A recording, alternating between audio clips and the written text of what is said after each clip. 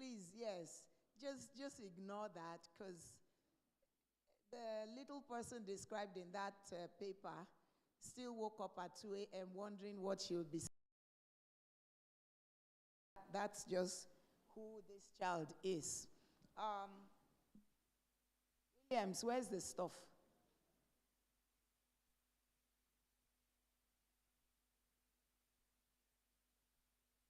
Which I didn't put.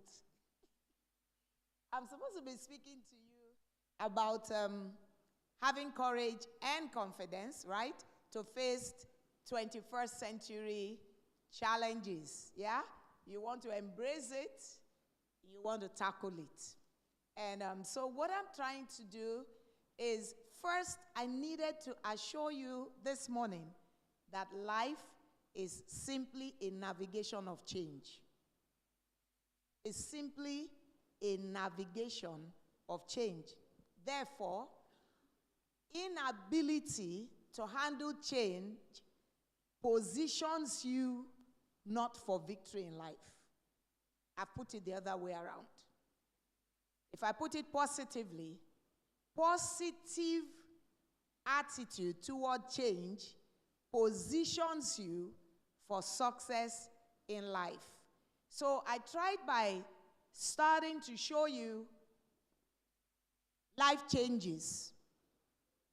From when you are single, to when you are newly married, to what we call next stage when you just have one child. And I can tell you what it was like when I went to look after my daughter when she had the first child. That was my first grandchild. By the time I went for the second, the first is sitting down and saying, "Grandma, you didn't pull this arm. Grandma, you didn't do this leg." And I thought that I could handle that stress until I went to nurse the third grandchild, and then I had two running around the house, and I'm the grandmother, not the mother. So you can imagine that life is navigation. So the kiss would be a lot nicer when you are still newly married, maybe still nice when you have one child to deal with, maybe tolerable when you have two children to deal with. By the time you have number 3, you are not sure whether it's you sleeping in the bed or the husband sleeping in the bed, or who woke up or who didn't wake up, because I swear to God, I was calling my husband and saying, "I've never known what is called depression. I thought I was actually going into a depression." And I was just nursing baby. But here is the little boy at my door early morning. "Grandma, will you brush for me? Grandma, will you brush for me?" I'm like, "I didn't come here to come and brush for you." And you tell him to go and do something. "I don't wanna." In our days, you don't wanna. You get something on the back of your head that straightens you up. But you can't do that now, right? So I thought I'll start with that. Now, we will try and define some terms, okay? And then we'll look at a few 21st century challenges. Because we have 30 minutes, it's all going to be snappy, but I will actually land where I think is most important, trying to give you some tools to tackle the challenges with confidence and courage, okay? So, definition of terms. First, what is confidence? This screen is a bit difficult for me, Williams. I can't, yeah. So, is there a podium somewhere? You need to borrow me a podium, whether speaker or something, to put my MacBook. Unless you want to turn me to chairman. You know who is a chairman?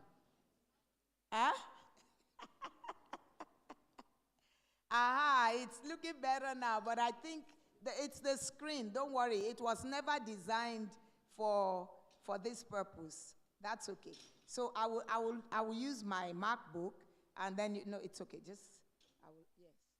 Okay, great. They told you I'm a writer, so I like to put things down. I don't cram things. I was trained differently. You don't cram things, okay? So we're starting by looking at what is confidence. It's simply a feeling or consciousness of one's power Do you understand? A feeling, a consciousness of the power that you have, a feeling or consciousness of your ability to handle circumstances that you face. Now, it's very important for you to know it's a feeling, which means what you feel may be far removed from reality. Are you getting me? You may actually have everything that is expected to make you confident, and yet you feel so not confident. You feel so fearful. And people will be looking at you and saying, I can't understand. You have all of these things. You have all of these things, and yet you don't appear confident. What's courage? Courage is a mental or moral strength to venture. You know, some people, I was speaking to a young lady yesterday. She's about to become a first-time mom. She's in her 3rd trimester, and she is so overcome with fear. Why? Because she has had so many stories. So courage is a mental or moral strength to venture. So you take a chance. It's a moral strength to withstand danger. In the midst of danger, you move. It's a moral strength to face difficulty. That's courage. Then what is change? Is the willingness or undergoing transformation, transition. Look at all of those 5 steps I told you initially. A single person becoming married is a transition. A married person becoming a parent is a transition. A parent of a baby and a parent of a teenager is a transition. What you did with your baby, you can't do with your teenage child. Much worse, if your child has become a youth and has not left home, it's a different kettle of fish entirely. And then you now get to emptiness stage when they are all gone. And you are back to square one where you started. Unfortunately, both of you have so undergone change. You are not the same people that fell in love with one another by the time you are now in emptiness stage. Now, what does it mean to tackle or to challenge? To tackle is to seize or take hold or grapple with the intention of what? Subduing. So when you say, therefore, that you want to tackle change, what you're trying to say is that I want to handle change in a way and manner that I'm the one that subdues it, not it to subdue me. And of course, lastly, challenge is a stimulating task or problem. Now, let's go really to 21st century challenges. 21st century challenges, I think we're only going to look at about 6 because it's a very complicated word. In fact, we usually call it DVOCAD. DVOCAD. Those are acronyms. D stands for what? Disruption. And that's the 21st century. A lot of disruptions. Male is no longer male. Female is no longer female. There's he, she. There's she, he. You know? And the fact that the person wore a dress doesn't make the person a girl. You will just be amazed. So that's disruption. V, volatility. Everything is volatile. I mean, it has never happened anywhere in the world that you will go to market, you want to buy 10,000 naira, you pay 3,000. That was our experience yesterday. I mean, when my daughter was having a chat, she couldn't even read. She's like, Mommy, are you for real? I say, yes, oh, we are buying money. Volatility. What is you? Uncertainty. You go to bed tonight, you don't know what's going to happen tomorrow morning. Right here before our faces, a new law just comes out over a weekend and several bank chiefs fired. Volatility. DVOCAD. What is the C? Yes? You are not reading or what is happening now? Complexity. Complexity. So there's so much, and the end of it, I like where our speaker ended, the vocab. When I said that D, the last D, is diversity. And it's diversity not just of gender, diversity of everything, diversity of religion, diversity of preference, diversity of political inclinations. and so on and so forth. Now, in this divocad situation, I just want to point out maybe one or two things that relate to us particularly. And the number one is technological disruption, which is part of today's theme. Technological disruption. So I can't say I don't like technology. No, it is to find which technology is serving as an enablement for what is important to me. And therefore I must adjust. Even the days of my father, I remember I was working in Philips Consulting when MTN came to Nigeria. Nobody believed. I mean, we bought those things. It was one heavy. Can anybody remember what those phones looked like then? One heavy thing like this. 60,000 naira was the first one. We never thought, oh, how many Nigerians can afford this? Suddenly now, you can't even be a Gary seller and not have the phone. It's not possible. You can't transact business. Because suddenly when COVID came, believe it or not, I will be in my house. The fisherman in Ekpe will show me a picture of a live fish that has just been plucked from the sea, and we negotiate price, and he will bring it to my house. If he didn't have the phone, he's dead. So technological disruption. Second, the fact that we live in a global society. Don't tell me I'm a Nigerian. No, your generation, I'm so sorry. You are global citizens. And it's important that your heart and mind receives it. And prepare yourself to be a global citizen. By the year 2030, Nigeria will be the fourth largest supplier of youth workforce. Fourth largest supplier of global youth workforce. So you sell yourself short if your standard is a Nigerian standard. You sell yourself short. It's not by error. Jakwa. No. Since 20 years ago, British Council had made that projection. And we had been singing this song to every leader. Let's train our people. Let's equip them. Doesn't matter whatever. Just get yourself equipped. It doesn't have to be a graduate. You can be in the other tertiary line. Just be skilled at something and do it to a global standard. There's a young man, in my church. He works both for UK and the US, right here in Nigeria. They posted his laptop to him. He's earning euros and earning dollars. Young chap, he's not yet 30. Right? So we live in global societies. The last thing I want to talk about is the changing economic powers. Before everything is US. Can you see what's happening with China? Can you see what's happening with Brazil? Can you see what's happening with India? Global powers are changing, and we need to know. Now, what are the issues that we face as women? I just want to show women-related issues, especially for the woman. Okay? So we start with the family-related issues. Look at it. My colleague had already talked about that. Family duties. How do you balance time, responsibility as a mother, your business hours, even your health and fitness. If you're not careful, you won't have time for your health. I'm telling you. You will work yourself to a standstill. And by the way, yes, there's a lot that technology does, but there's still so much more that you still can do. So when my sister was telling you about, I spent 4 hours in the kitchen, good.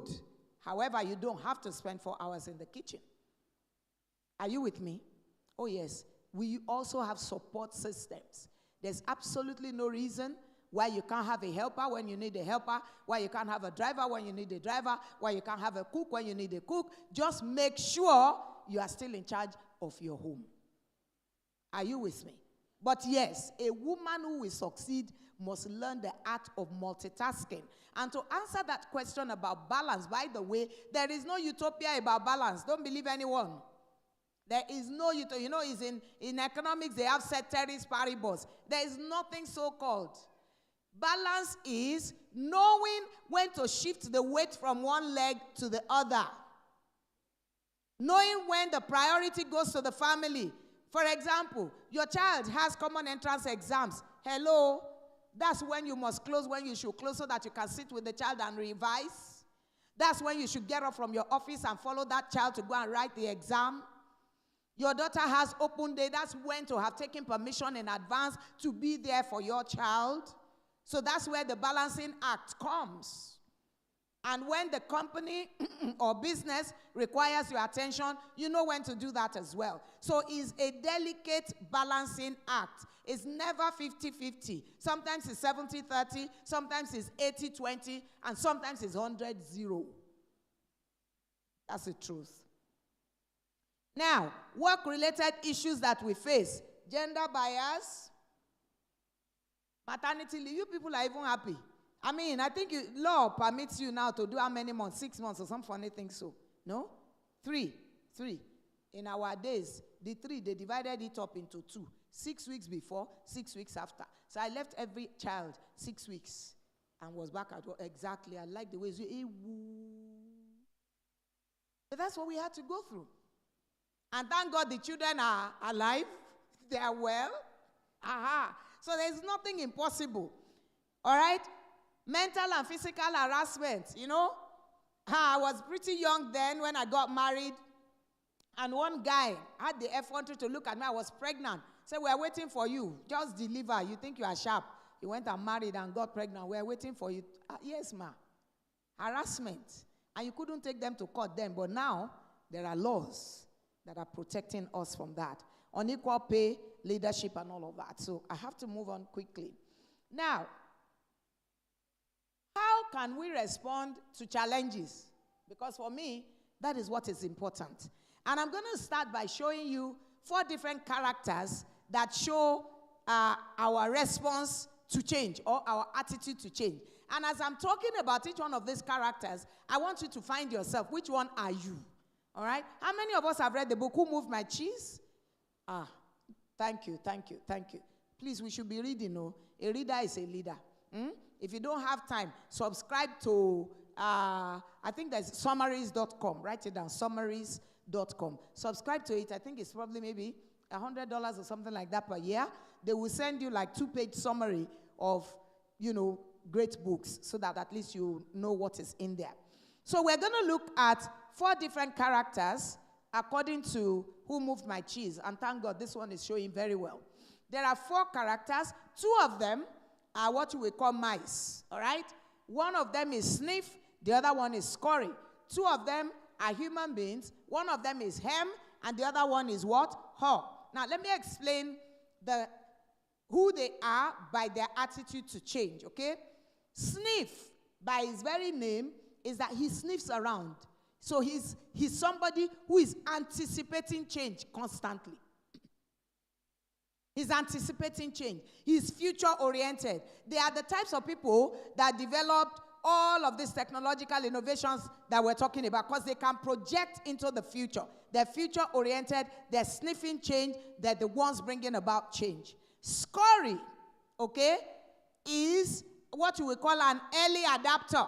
Immediately Scurry discovers something change, he moves on quickly. So he adopts change. Oh, okay, everybody's using this now. I go after it if it's going to be of help to me, all right? Now we come to the human, all right? The haw, no, don't change it yet, sir. Yes, the haw is a typical human being. Complains and laments. Oh, God, they changed this thing again. Oh, they started. I don't know why they have to change it. I like my tomato the way the tomato was before. Tra-la-la, sa-la-la, But then eventually, he will change. Thank you very much. That's what they call late adopter. Right? Then the last one is Hem. Oh, my God. Hem will oppose change. Is the type that we say, from the days of so and so, this is how it was, and up till now, it cannot change. Even in the company, he'll be telling you, I was here when they started this company. Nothing is going to change. So, he is what you call the boiled frog. He is going to literally not benefit from the change. So now we can go to the second page, which is largely just describing them. You say, is able to sniff out early change. That's why I call him the innovator. the person that lady was describing, that's sniff, the innovator.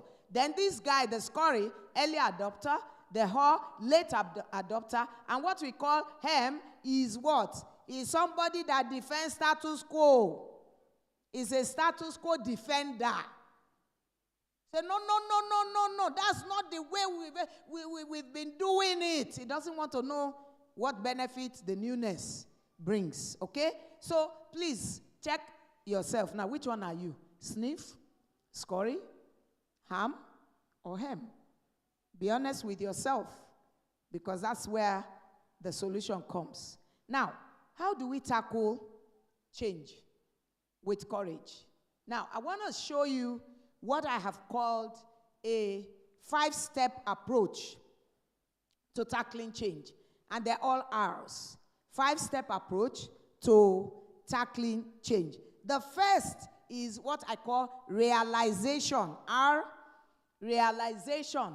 So you first of all realize that, wow, the world is moving on. Oh, if I don't move, I will be left behind. Okay? So, for example, some of us, when this digital everything happened, we're like, hey, they are talking about, what do you call it, Instagram. They're talking about Facebook, this one, that one. And some of us, up to tomorrow, we don't have a page. But some of us said, you know what? If I don't, I'm in trouble. That's realization. So you realize that if you are absent from this change, you are going to miss out. Then the next step is what we call the reason. Reason. First is realization. Next step is reason. What do I mean by that? Don't just jump on change. Have your own reason. Why am I embracing this change? Otherwise, you are just going to be like a zombie that has become a follow. Don't do that. No. Give yourself a reason. So, in my own particular case, I gave myself a reason. I'm going to get onto this media space for positive influence. I wanted to go into the media space to influence the life of somebody positively, because people who were running away from the media were saying, oh, it's awful, it's pornography, it's filthy, it's this, it's that. And then some of us said, you know what? We can't keep abandoning the media to these guys. Let's go there and do some cleanup. Let's go there and give some useful stuff for those who would like to. Give yourself the reason why you are jumping on the bandwagon for change. The third R, risk and return. You must ask yourself, what is the return? What's the benefit of my getting in there? So for me, the return is, if I get it right, lives will be blessed. People will be positively impacted. So you must have your own. But then what's the risk? My risk for me at that time is, hey, if you go and destroy your reputation that you don't know how to do this thing, what is your own? For you, I don't know what it is, but you have to look at the risk. Because I looked at, hey, see the name that you have built up over the years. If you go into the media and just go and get yourself messed up, do you know, it does happen. You mishandle this media thing, you are in big soup. So, risk return. Then you go to stage 4. Now, resources, and that is the reason why you are now going to check what resources are available for me as I'm embarking on this change. And please, you can look at money, you can look at men, you can look at materials. So it may be money that you need. It may be men that you need. It may be materials that you need. I needed at least 2.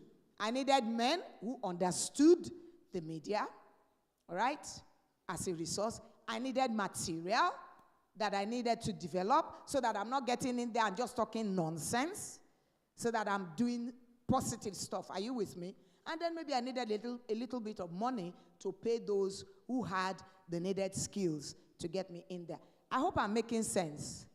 Great. Lastly, is what I call responsibility. Responsibility. So who is responsible? Out of all this change adoption, what must I do myself and what can I delegate? So for example, I would write my stuff, but I delegate the putting it together into videos and all whatnot. I don't know, some of you might have seen me on Women on the Watch.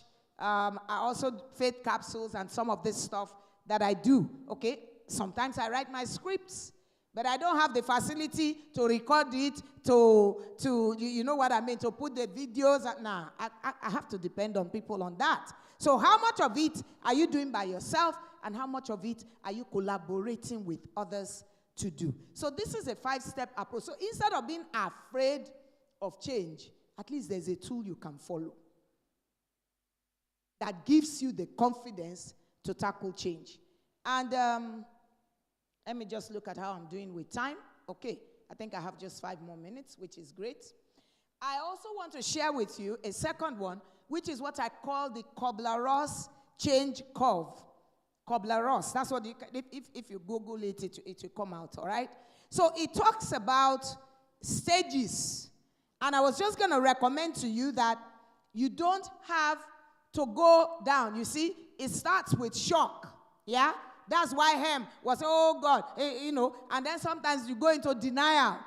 This thing will not last, you know. When those phones came, for where? How many people in Nigeria can afford? Is it even 60,000, maybe 600? I can't remember. It was one huge cost at that time that we thought nobody would be able, you know. So you enter into denial. Then thereafter, you enter into frustration. If you are not careful, after frustration, you are going into depression. That's the truth. Yeah? But I'm here to recommend that you can move from frustration to experimentation. Let's just go and try.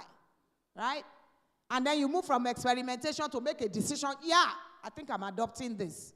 And of course, once you integrate it, you make great success. All right? So I'm going to round off by just sharing with you. I'm jumping all of these ones because I love to stick to time. Conclusion. And I want to share some thoughts of those who have succeeded, and all of whom are women. How many of us know Maya Angelou?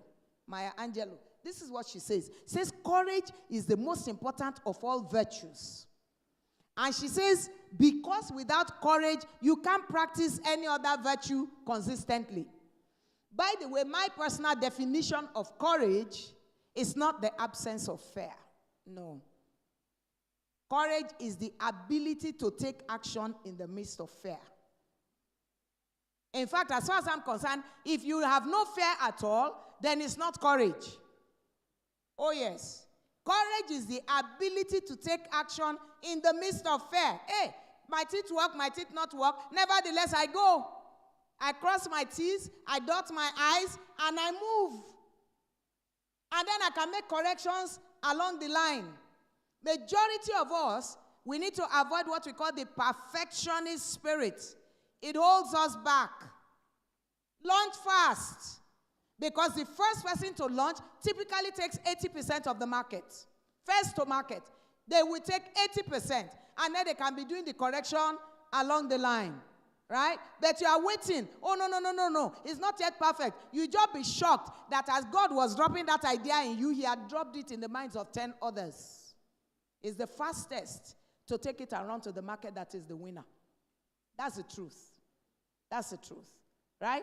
So Les Brown says, our ability to handle life's challenges is a measure of our strength of character.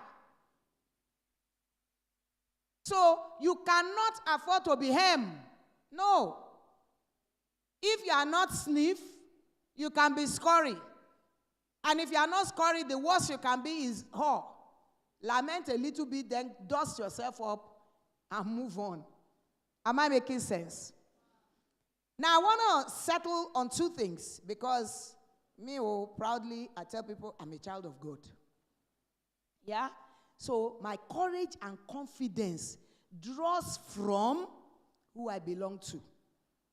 Trusting that somehow or the other, if somehow I didn't mix it as I should mix it, His divine hand will make a difference.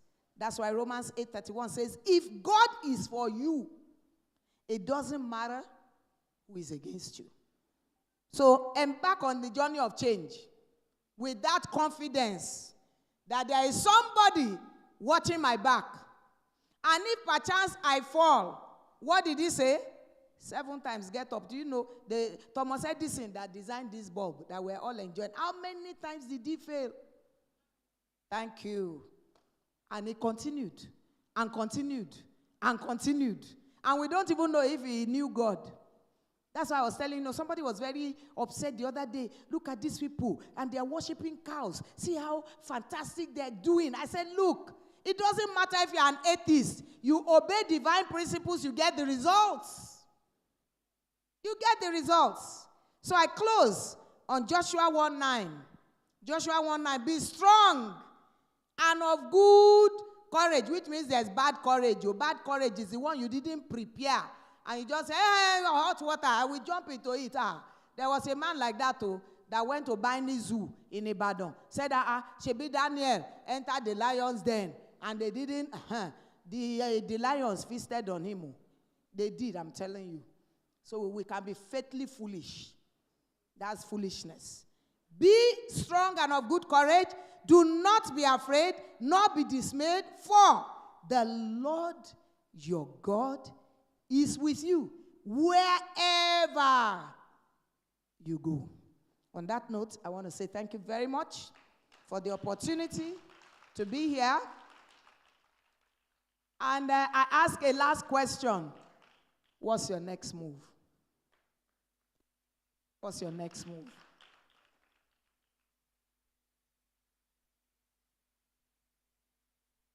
Okay. I just hit 31 minutes. Sorry about that.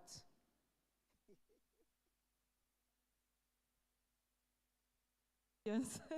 If your hands are not too busy, let's jam our hands together. I like that mommy was straight to the point. I hope we learned something. Okay, so do you have questions? Anybody with questions? All right, thank you. Precious.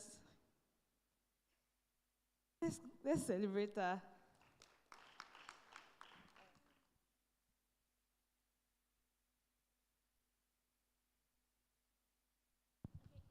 So I wanted to ask a question. If, let's say you have a plan in mind, but then there's no fund, like not enough funds to raise that plan, Yeah, it's a common question, and we have a common answer, but I will try and see if I can go beyond the common.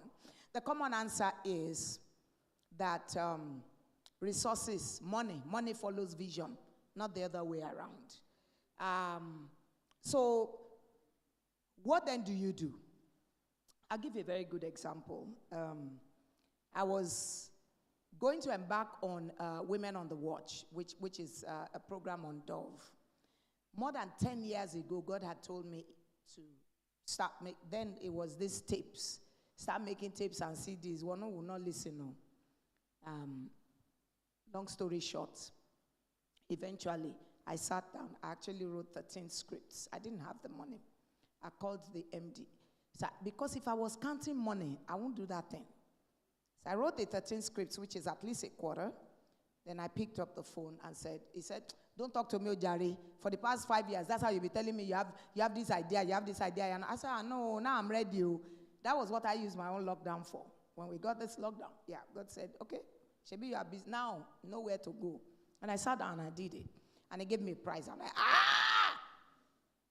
can you give me this? Can you give me, Long story short, 2 years plus. We're on it. So I believe, what do you do? First, get that idea together. You have a little, right? Talk to somebody. Somebody somewhere that can either assist you, support you, connect you. Every woman is 500 women away. You are connected to somebody who is connected to somebody who knows. I'm telling you, your network is a lot bigger than you know. And that network includes, we call them, there are the people that are just waiting to help you, goodwill. They're just waiting for you to call. There are what we call latent goodwill. They're not active, they're latent, just waiting that somebody somewhere connects this to that. I can't tell you how many people in one way or another, not necessarily money, some money, yes, but there are others that just mentioning to someone somewhere and things just move on, right? So yeah, that's what to do. Money, men, material, and opportunity. Thank you, Mom. Welcome. Money, men, material, and thank you. Thank you very much, Ma. Any other question?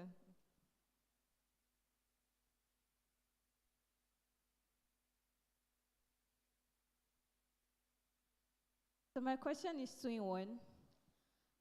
So if you find yourself in an opportunity whereby there are others that have come before you, now you spoke of courage, but sometimes it's not that easy, especially when you are facing things like imposter syndrome, not knowing if you're as good as them, if you have that experience. And most times in most industries, before you get to where you want to be, you must have had a certain level of experience or something like that. So how do you tackle that kind of problem? And secondly, when you get to the point whereby you know that, okay, you've started earning or you are seeing the opportunities, how do you know the value of your work? Like, how do you know? Yeah, I think this one, is it working? All right. First of all, let me advise you. You see this imposter syndrome? Don't overrate it. Almost every one of us probably started with it. You're looking at someone and you're like, oh my God, can I ever be like this? Da, da, da, da, da. So you sort of discount who you are. One of the things we must learn is to hold with deep regard the value of your authentic self. The value of your authentic self. There is a reason why you are composed the way you are composed. It is for a purpose.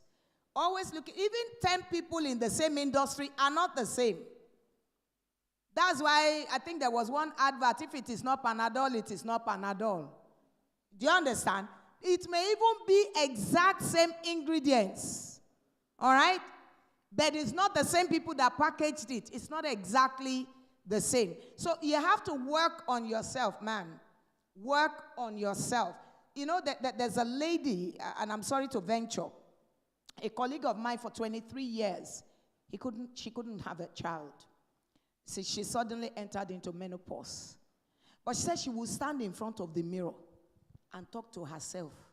Mary, you are going to be a mother. Are you with me? It's what we call self-talk. Do you know what you need to overcome? Head tapes. We all have head tapes. What are these head tapes? Reminding you of something nasty that somebody had said about you, or that you have heard, or that you have seen. You know, somebody said, look at you, see your head. You can't amount to anything. And that head tape, we keep on playing it in your head. You have to fight it back by telling it who you... So self-talk is real, though. It's not madness. So I wake myself up something. Wanu. Yes, I can call myself 3 times. Wanu. So talk to yourself and tell yourself it's possible. But honestly, what do you do? In reality, have a mentor. A lot of us say we have mentors, but the mentor, we are just looking at the person on the Facebook. That's not a mentor. That's a role model. A mentor is someone you have contact with, someone you can chat with, someone you can eat with, someone you can share your thoughts and everything with. But as I always say to people, after you have chatted, I mean, one day greet the person, one day give the person orange or apple or whatever, so that it's a mutually symbiotic relation. That person doesn't need your apple, I assure you. But it gives the person a good feeling that we are in a... So in that industry, or in that business, or in that career, connect yourself with someone who has walked the road to handhold you. Oh God, how many? I have marketing directors, vice presidents, and I mean it for real, that we've handheld to where they are today. And these are even guys. A few of them are ladies. So you can do that to cover that imposter syndrome. I think I've answered that one. Yeah? What's the last one? The value. I don't know. In that area, I generally think less of that. Because I am who I am by the grace of... Yeah. It's not of him that willeth, nor of him that runneth, but of God who showeth mercy. So I try not to, this is my worth, this is my value. No, it will come. Oh, no, it will come. It will come. You will be shocked. In fact, what two people were saying, that's why I said, it hits me as if, no, it's not. One day it was my daughter that said, Mommy, have you ever Googled your name? I said, I've not. Why should I Google my name? I said, go and Google your name and see what is there. I just do my bit and I'm off. Because the more you are waiting for that value, you will actually devalue the value. Yes. Just keep accomplishing and moving to the next one. Keep accomplishing and moving to the next one. That's the truth. Yeah? God bless you. Any other? So that I don't delay. Okay, there's one more. All right. I have another one today.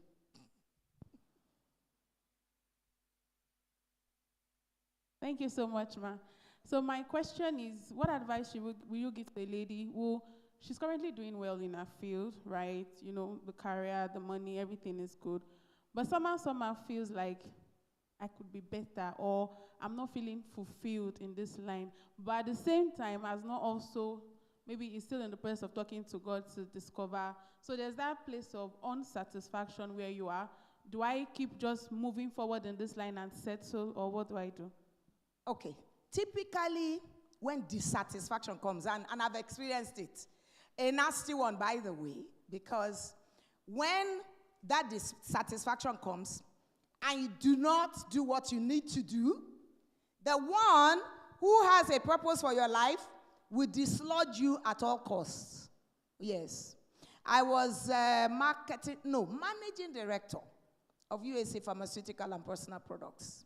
And I started having that feeling. I was just so unhappy. I mean, I had a driver, I had a car, I had a fully furnished house. Name it. 2 cars. Company furnished. Generator, diesel, everything. And I started feeling unhappy. I didn't like my job anymore. Why? Because there was so much, I had gotten to the peak of the career, and there was so much politics at that level. And I discovered that my joy is actually impacting lives. I didn't know then why I was unhappy. I shared with a few people, no, let us come and pray with you. Let us, it's good. Prayer is good. But my sister, I better respect that. Because what eventually happened is that one day, myself and the group MD had an issue, and I just said, you know what? I'm done. I'm done. And I picked up my bag, and I walked. And I called my husband, I'm walking, I'm not coming back. I sent my driver, go and fetch my things, PA, fetch my whatever, and I carried myself. Right? In spite of the fact that I was going to lose the car, lose the house, lose everything. Right? But I made that change. And if I did not, because for 3 months I was now, where are you going? But don't think it was an easy thing. No. I wake up every morning, oh my, in fact, I think the gates of heaven were being attacked. Because here I would put my head down, Jesus. But eventually, it forced me to ask God. Because I told him, whatever I do next, I want it to give me joy.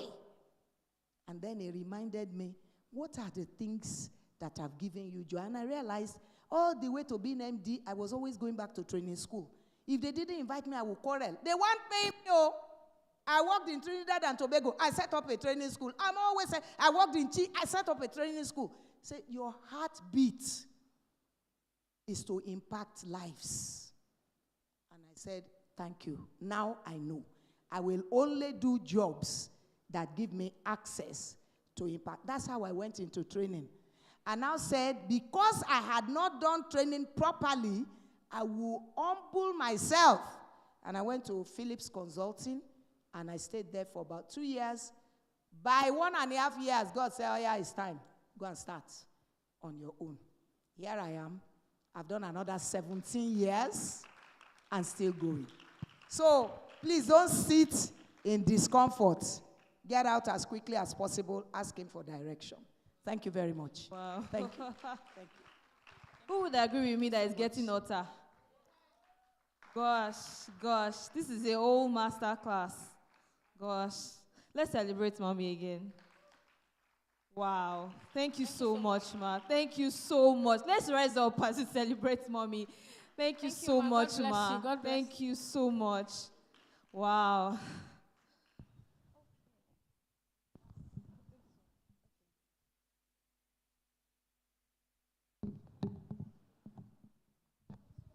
Very quickly, can 2 people tell me what they learned? From what she just said now, Anything. Anything that you learned. As she said a lot, we'll fight. Thank you. Just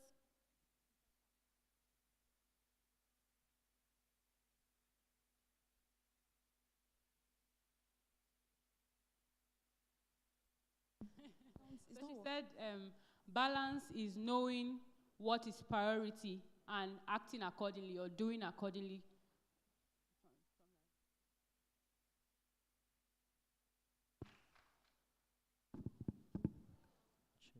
Check.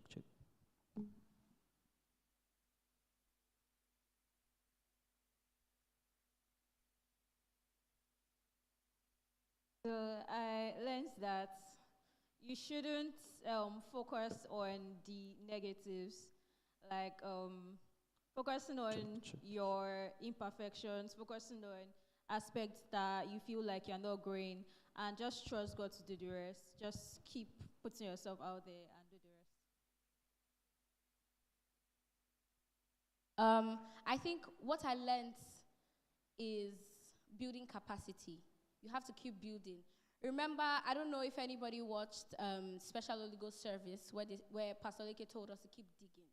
So it also has to do with something like this. When you feel like, okay, I've gotten to this particular stage, nothing interests me anymore. It's always from a place of not walking in God's plan and purpose for your life. So when you begin to walk in God's plan and purpose for your life, you might still feel like, I'm happy. I'm joyous, but sometimes when you get to a particular stage, you feel like what else? What else do I actually need to achieve? And it's a place of the solution to that thing, I think, is to keep building capacity. I think as a person, we need to learn to stop relaxing, learn to stop, I'm okay, I'm knowledgeable, is it not to so? I already have 100,000 followers. Everybody knows my work. There's always more to be learned. There's always more to do. We're digging, we get to water. When we get to water, we get to gold. When we get to gold, we get to diamond. When we get to diamond, we still get to oil. So imagine if you're at water and you feel like, oh, I'm loaded. I'm good to go. You realize you see somebody else who is telling you, oh, I've done this, I've done that. I'm not saying focus on what other people are doing. I'm just saying that learn to build capacity. In everything that you do, learn to do what? Learn to do what? We have so much inside of us. And we have so much deposited in us and we're ready to share with the world. But in as much as you are pouring out to the world, you need to pour into yourself. We need to do what? Hallelujah to Jesus. Hallelujah to Jesus. We're good. We're going. Are we enjoying the program? All right. So our next guest, very quickly, is Mrs. Bukola Peters. Please, a round of applause. I would read our profile very quickly. Mrs. Bukola Peters is a transformational leader who is committed to community development through empowering economically disadvantaged youths in slum communities with software engineering skills. Fueled by the drive is to ensure rural development through the use of technological education. She co-founded Code Lab. Code Lab is an innovation hub that focuses on building technological products and human capital to combat social media problems in Nigeria. She's the team lead of She Codes AJ, an initiative focused on closing the gender gap in tech by encouraging female participation in STEM. She's a Tech Women Nigerian Fellow and Terry Blair mentee. She's a public speaker and has spoken on various local and international panels. Please give her a round of applause as she makes it up to the stage. I keep clapping. Stop the tempo. I said we should keep clapping. Thank you. Thank you very much.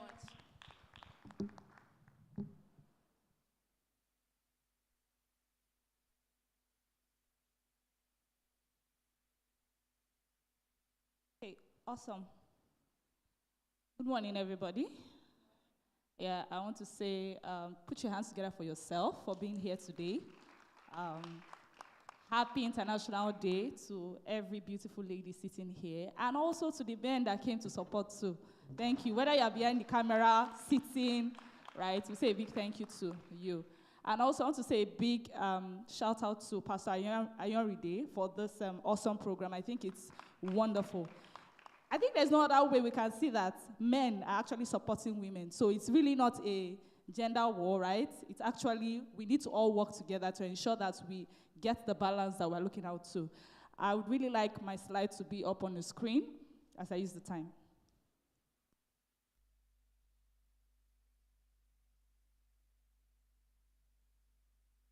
Okay, can I have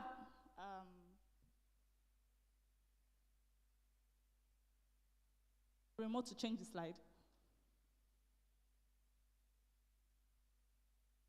Okay. Awesome. So today, while I wait for that, I'll be speaking on the topic of bridging the gender gap in tech. And I really had a phenomenal time listening to all the speakers that we had on stage and how they spoke about their journeys and also spoke about how, tech is, the defining factor. And I find it very, I did a sampling of people that we have in the audience, and I know we have ranging from the age of maybe 16 to about 35 upwards, right? So that means we're a youthful audience. I love youth. I'm a youth, right? And I'll forever be a youth, right? And I think it's a very interesting time in every stage of life you get to. It's a time whereby you can make mistakes, right? You can step out. It's more like it's your limitless time. But most times as youth, we, cut ourselves short, right? Because we are scared, and, someone asked a question around imposter syndrome, right? And so we are very careful and feel like, oh, are you sure we are going to do this and do that? I tell myself that what I'm doing now, or what I know now, I wish I'd had the opportunity to do it, let's say about 12 years back, right? I'm sure that, I wouldn't be here. I'll be far, as in, way ahead where I want to get to. So for me, sharing with you today is more like an opportunity. It's more like redeeming time, because I get to also share with people that have been at the stage I was, right, will get to the stage I am and also would surpass the stage. And tech has come to stay, and I'm very excited that I was given this topic to speak today, bridging the gender gap in tech. Can I have the change of slide? That would be very helpful. The remote. Okay, there's no remote available. Okay, so that means I'll have to be saying next slide. Okay, that's fine. Okay, that's fine. So I'm going to use the stat I have here, and I'm glad I came with my system because the projector is not doing justice to the statistics I have on board. And I'll be talking on the global stats at first. Women make up just 19% of STEM graduates. So what does it mean? When you check your universities, and I know all of us, either we attend Unilag or Ibadan or any Nigerian universities, right? When we think about the engineering department, how many ladies do you usually see in that department? So let me just have random answers from the crowd. This is going to be an interactive session as well, so please speak with me. 52, yeah? 5. Someone, Seth, right? Right? That's to show you how low, right, it is. And a lot of things will contribute to this factor, and we'll be speaking to that. But I also want to go to another statistics that says 50% of all women, right, play in engineering role. So that means that typically in the world, we can say that women and men is 50-50 in terms of population. Except for Nigeria, we have more men in Nigeria than women. So don't let anybody tell you that we have women more in Nigeria than men, right? Now, let's put a flat rate. So that's 50-50, right? Now, out of that 100% altogether, a part of that 50 only has about 15% in engineering roles. So why do you think that as a woman, you will go to the bathroom, right, constructed by an engineer, right, and there's no provision for something that has to do with what you need biologically as a female in it? Why? Because it was an all-male team of engineers that built that. Why? Women are not getting into the field, right? So those are part of the problems we are having. So just 15%, right, of women are in engineering, very small, right? So that means about 85% are men, right? Okay, 26.7% of women make up the tech industry workforce, right? So we just have, this percentage of women that work in tech. So when you hear people talk about, okay, I'm a software developer, I'm a programmer, maybe digital marketer and sorts, right? You have very few women working in those parts of it. And a very shocking stat, right? And it's frightening to hear about because, as I've said, God created them what? Male and female, right? Exactly. Just only 2% of women-owned startups/businesses received investment funds.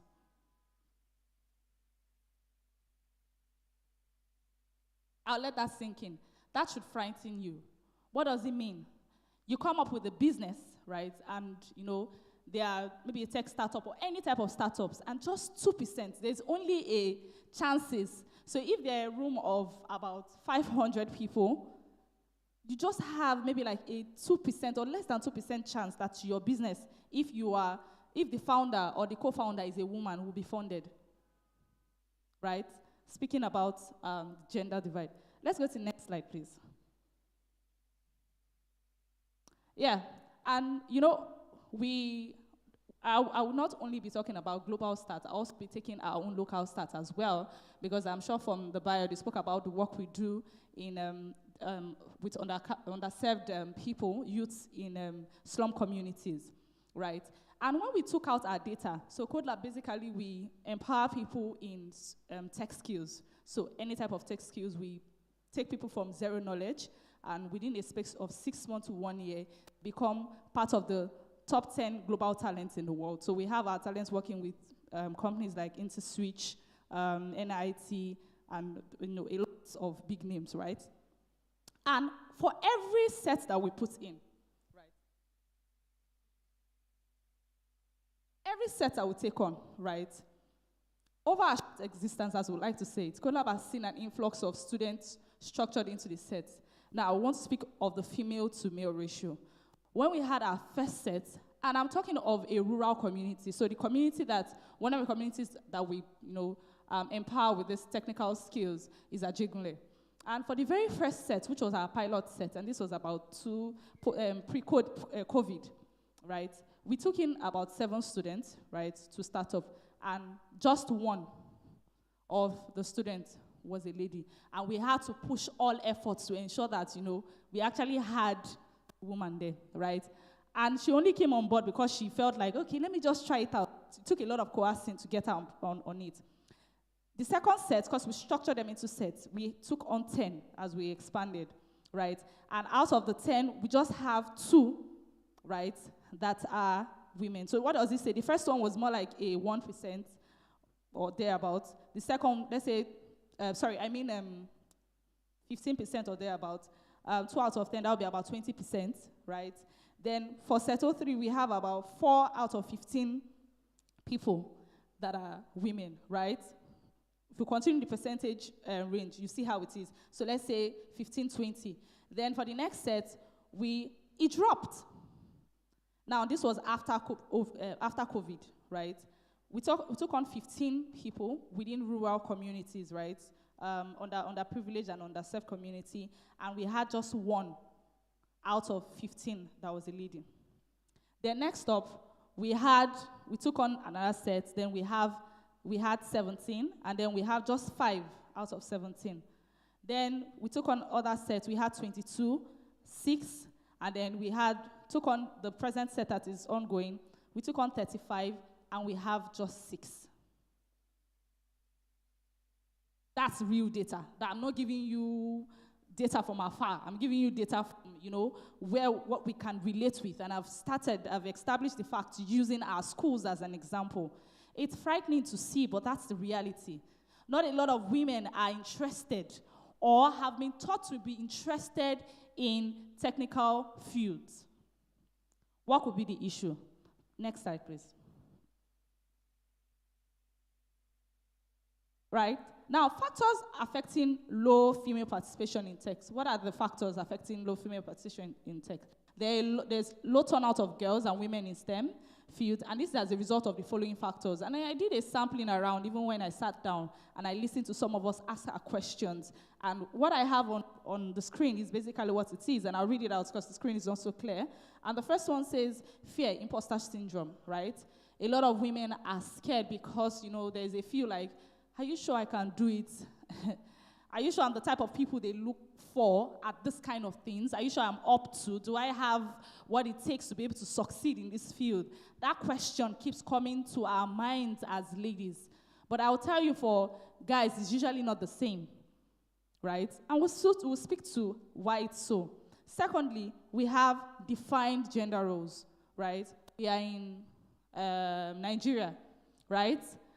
And when we notice the low turnout of women in our program, we thought to ourselves, what could be the problem, right? Why are we having very low female participation? We even had, special program that it is just women that should come in, and still, they will come in, but most times they won't want to opt in for the main program.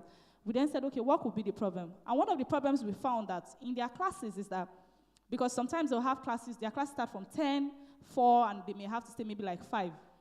Right? We'll find out that when they finish their classes, when they get home, they are still burdened with their domestic chores. They have to wash plates, cook, sweep the house. I'm not saying it's a bad thing, right? Do all that. And when they want to come in the morning, the same thing, right? They have to arrange the house, wake up early, do all they have to do, and then come to the class. Remember, they also have take-home assignments that they have to do. So what does it mean? Their time is divided. But then we also did a sampling for the male audience. We found out that they actually had a lot of freedom. They get home, they don't do anything, right? For some of them, some that are responsible enough will do something. Some, they just have the excuse, mommy, daddy, I'm actually doing this, and everybody buzz off. Mommy, no longer. That plate that if you, for lack does not wash, the house will shake. If Bayo says he's not washing it, or Ugo says he's not washing it like this, mommy will just keep mute, or daddy will just go silent. Imagine you tell mommy, I'm not doing this because I have an assignment. I will do it at this time. You have insulted me. It becomes a problem. But for the male counterpart, it is an issue. And the scenario became so real because we had the opportunity to also have male and female, like we have siblings, male and female, from the same family in one of our sets, and it was glaring. It was glaring because the standard was totally different for both of them. And then we expect that both of them would move on at the same stage. We expect that we would have more women participation in tech. When from even the house, there's already, gender-defined roles, and women are not caught certain slacks, or girls are not caught certain slacks that boys are allowed to get, or are free to get, right? Good. Also, few female mentors, right? One of our success stories, and why we had, even for the very low turnout of women, right, in the program, was that there was, a female mentor they could look to. So we would have programs with them and then talk about them, tell them, we have a female software developer. I would go and talk to them, have mentorship sections with them, tell them it's possible, tell them how they can, go about their home, how they can communicate with their parents, right, to ensure that they cut them certain slacks, right, so they're able to do certain things, right. So a lot of women don't have those mentorship, right? They don't have women they can look up to say that, I want to get into tech. And I like the fact that the guest speaker spoke about your mentor is not just someone you're seeing on Facebook. It's someone you have a relationship with. We've really bastardized the statement of mentor. Role model is who you see from afar. Mentor is someone you are relating with, right? And the person has an input or is saying what you are doing, right? A lot of women don't have women mentors that they look to. That's another problem. And the last one I'll cover is unequal growth opportunities. Now, I've started the problems from the very first one down to this point. Now, knowing the unique challenges that women have, we are then left to also compete with men on the same, platform, forgetting that we have certain things that are holding us back. So a job opening is put out, right? You are putting the requirements that a guy or a man can easily get because of he's a guy, he has that freedom. But I may not get it because, I'm constrained, right? My time is split into various things that I have to do, right? And then you wonder why we don't have a lot of women taking up these roles. Where I presently work, and by the way, I'm working remotely just to be here today, right?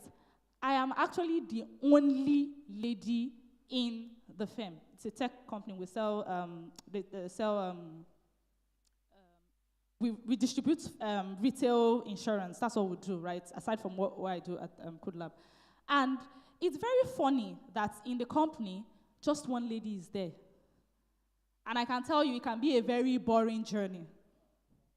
And you know why it is sweet, why I am very happy having this conversation here is that majority of us, I can even say, let's say up to 95% of people sitting here, except for maybe one or two of our mommies that are sitting in the midst, right, are single. And so therefore, we've not been burdened with family added to it.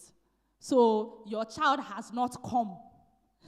Or your husband, let's start with husband. You know what has to confess, your husband has not come, and then when the husband comes, the child comes. What happens? It becomes even more difficult because society expects a lot of you, a lot from you, even as a woman. So these are the problems we are facing, and that's why not a lot of women are turning up, right? And I like the fact that the earlier speaker also mentioned that whenever you need help as a woman, get it. Because women, we like to feel like we are super women. We can do everything, right? And nobody can do everything. And I like that God has a sense of humor. What did he do? When he created man, and he left man to do all the work, he saw that he could not be alone. He can't do it all on his own. So what did he do? He got a helpmeet for him. Who is the helpmeet? Who is the helpmeet now? Woman, you. So, and then we forgot that God, the author and the finisher of this, created a helpmeet for man, and then we think as a helpmeet, we also don't deserve certain help. So we think that, we are the end point of it, right? So a lot of women don't have support systems for whatever reasons, right? And I like the fact that she mentioned, whenever you can get help because you need it to be able to achieve, to be able to succeed in our present world that we are in. And I'll go to my next slide. Now, how can we bridge the gap in tech, right? Seeing all this problem, right? These are all problems we've mentioned. How can we solve those problems? One of the ways is start early, start small. And I'm happy that even though we have very few, little presentation of people that have, children in the house, I will still speak to it. We all have mothers, we have people at home, is when your child is small, don't narrow your child's mind, your girl child's mind to, this is the thing that girls does. This is the thing that boys does. And that popular statement, you're a girl, oh, you're a woman, oh. They want to have any conversation with you is around, they malosile or call. How many of us have had that? Right? Right? Don't narrow that because we don't have that kind of conversation with the guys. Guys are told to go on, fail. A guy will fall down, a boy will fall down, and people say, leave him. He will stand up. A girl will fall down. Everybody will run. What happens? We are taking away the fear that girl should have learned to curtail from her as she's small. But we are not doing that to our male. And we wonder why our men, and trust me, our men are hardworking. Oh. They are working hard. Now we wonder why women are facing those issues. When from as little as they are, we have taken away the opportunity for them to start small, for them to beat the fear, for them to move. So start small. And start small also means that as a youth, stop waiting until you have 1 million in your account. With tech, you can infuse any part of what you like or what you do into tech. Are you a fashion designer, right? You can come up with it. You don't even have to be a techie. You don't need to know how to create a software program to be able to be a tech entrepreneur. You can have an idea that you want to create something that measures people, right? So people don't have to go to the tailor. And then you create that application, right? You work with your friend that is a techie, your female friend that is a techie, or your male friend anyway, right? That is a techie. You build that solution. And then you pitch it out, you get investment. You are a tech person. And then to make it more better, to avoid stories that touch, go and learn the skills. It's not hard.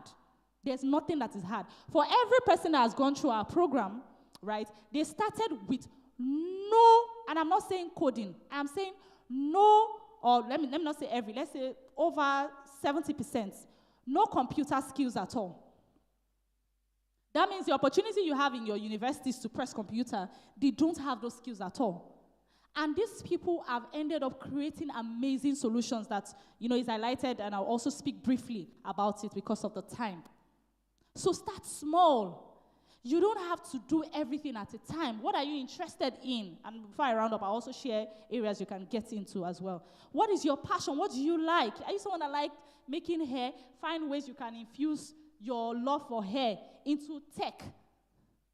Are you someone that likes organizing? Do you know that there's a tech startup for setting up meetings? Calendly. It doesn't matter how fickle you think what you love is or how you think non-existent it is. Tech is an enabler. Infuse tech into it. That's how you start. Start small. So parents, treat your male child the same way you treat your female child, meaning let both of them have the opportunity to fail. And when they fail early, they get better.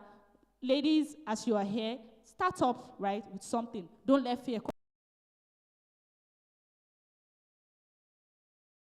Need mentors to hold them by the hands and give them. It's like the earlier speaker stole out of my slide, so I don't know whether she took it, because some of the things I was saying, just like she had said it. Anyway, I was just joking with that, right? And give them a head start in navigating, the tech space.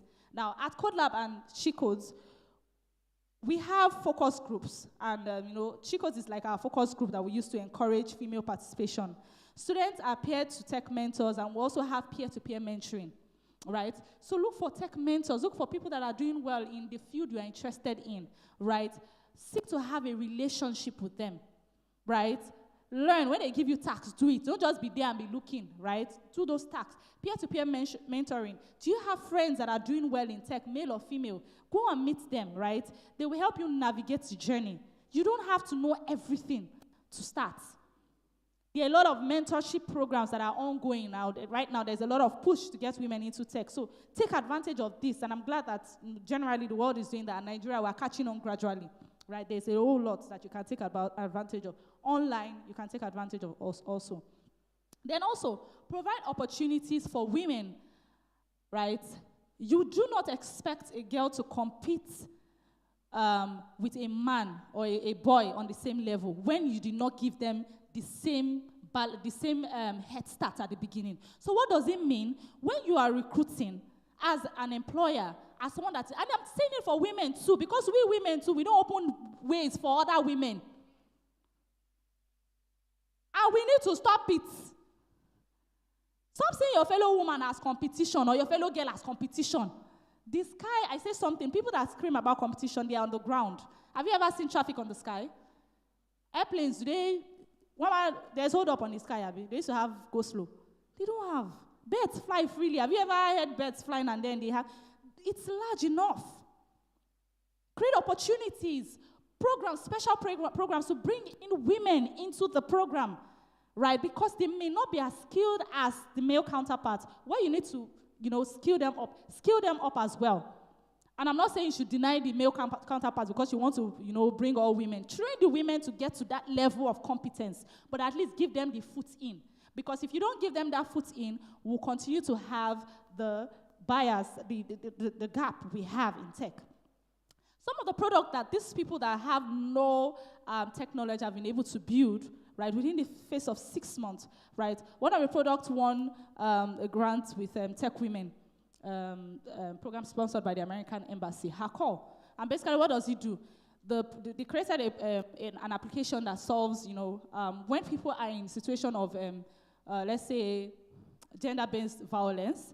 The case of Bamidele, I don't know how many of us know, the girl that was kidnapped on a BRT and all sort like that. So what it does basically is when you are in a situation of distress, you can, put on that, through your phone, give the signal, say the safe word, and automatically alert your emergency contacts, and so they can gets your location, he also shares your location out, right? He won a grant, I think 1 million, yeah, that's the amount he won. Then also we have another solution, Phoenix School Management System. And I'm telling you, from people that had, women that had no knowledge in tech at all, these are people that built this. From communities that are underserved, that do not have the opportunities that a lot of you have. They've not gone to universities, some of them. Right? Phoenix is a school management system, right? It helps the school owner to manage school, parents to track performance, and, it helps the children as well to learn better. And then there's also Medicare. And one of them is for the Hakol team. We have Osaze Yokpen. She's here, just right in front of me. She was part of Set 02.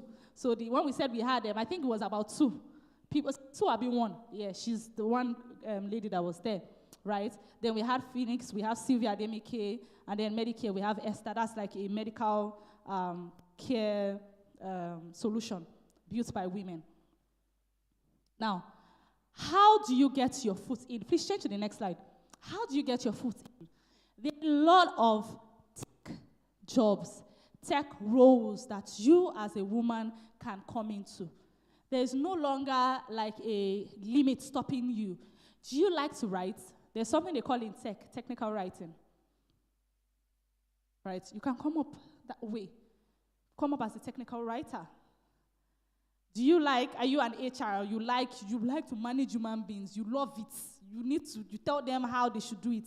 There's, what are they calling? Technical recruiter. Right? You can recruit the right talent suited for a tech company, not just, everybody. Right? Are you someone that likes project management? When you're on the team, everything must go well. Like the people that organized this, there are some people, this is where the speaker will stay. This is where, as in they are perfect with it.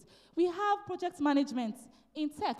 We also have product management. Are you someone that also likes to, manage things, make sure they are excellent? We have that. Are you someone that has eyes for colors? We have UI, UX designers.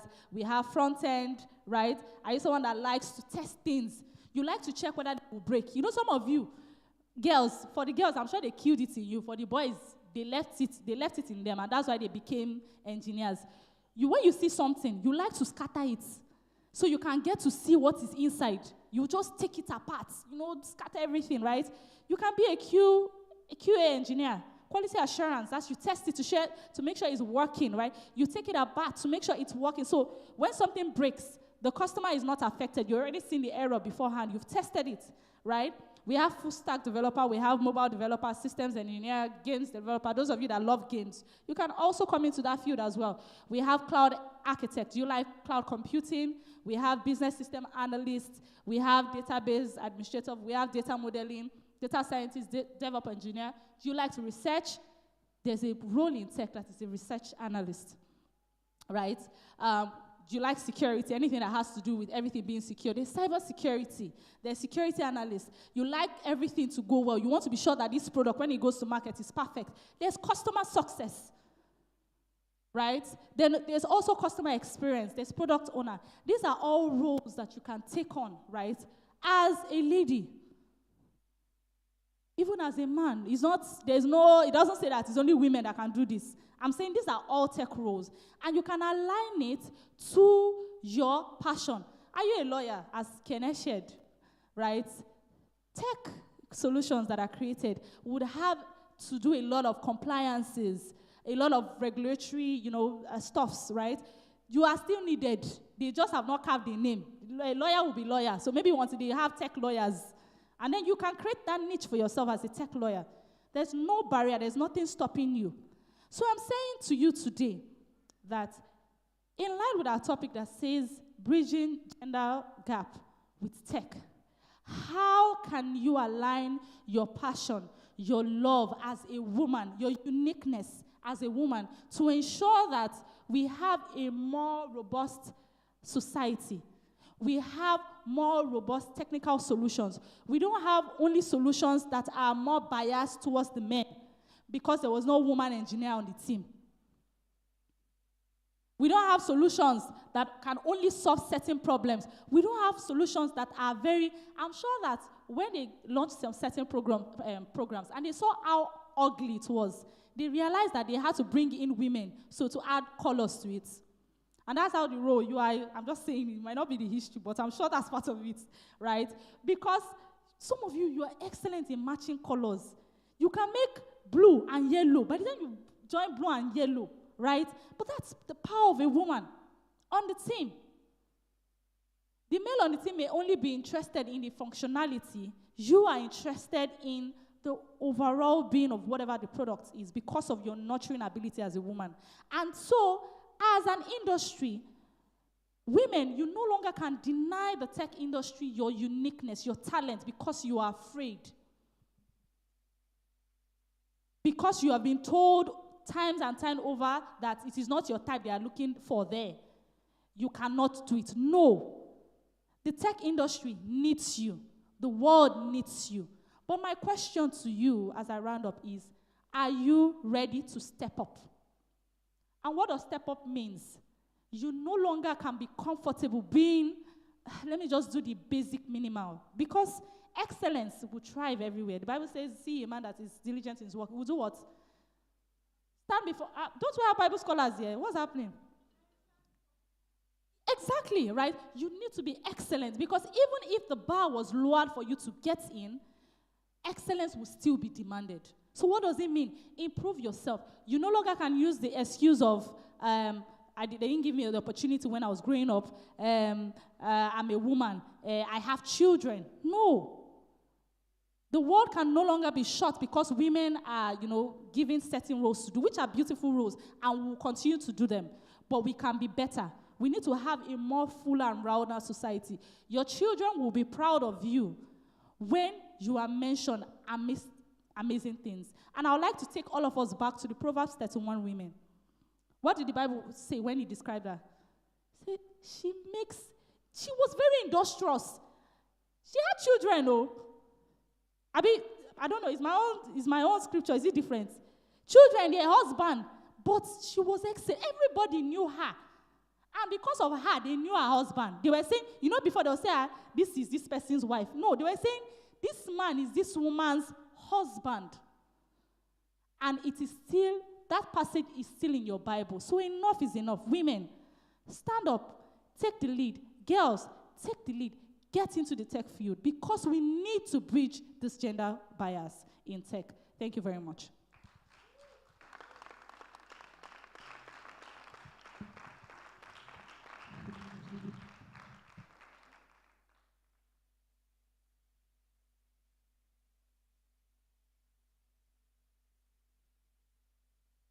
Thank you. Please, do we have questions? Questions. We'll just take two because of our time. Questions. Okay, you can come up.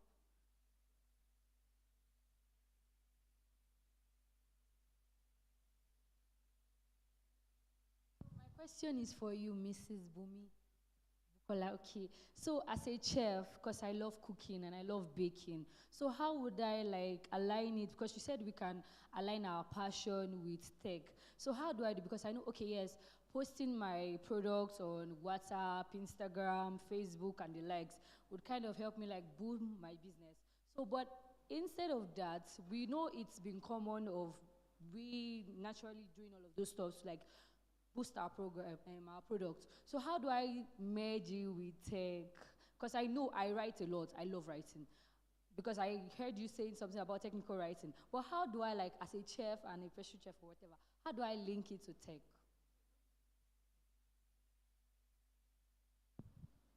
The world can never have enough. And I think that generally the world is not doing the Nigerian recipe justice. And if you are a pastry chef, there are certain Nigerian pastries that we've set to the background because we want to, project foreign pastries. Whatever pastry you decide to make, you can bring your Nigerian touch into it. And then if you make cake, remember there's the akara that is also cake that can be put in. So you can develop a solution that says recipe for what you do. Adding the uniquely Nigerian touch to it. Remember, you need to look for your own unique value proposition, because if you just go online to write recipes for the general pastries, everybody does that. But how do you make yourself? What's your unique value proposition there, right? Look for something unique about it, and you can create a solution around people want to cook a particular food or a particular pastries. You know, there are a lot of Nigerian pastries that some of us here don't know. How many of us know kokoro? Yeah, it's very few. Maybe some of us are in Lagos.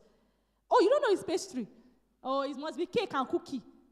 Right? I'm saying you can put your cake and cookie forward. You can also put those Nigerian, pastries as well, because we are now in a global economy. How many of us know that, is it Ikago one? That's one that is brown. Some of us know. How many of us know Baba Dudu, Yapupa? Those are pastries, right? Reading. I am saying that with that, you can create a solution that, projects maybe a website, an app that people come up and they want to find out about unique Nigerian pastries or food or whatever you can, and that's a solution.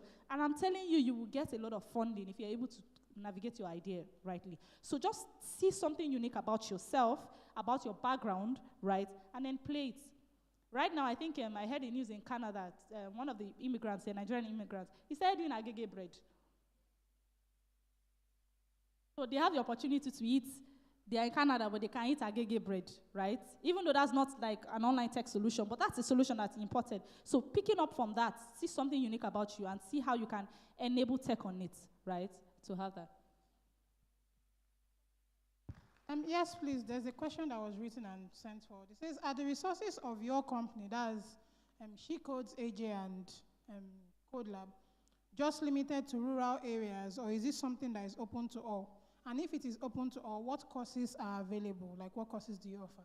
Okay, so for our on-premises program is limited to people in rural communities because they don't have enough of representation. Not a lot of people is checking out for those people, and that's why we are there. That's like our passion that we are doing. But we are working on our online solution, right, and that will be for everybody.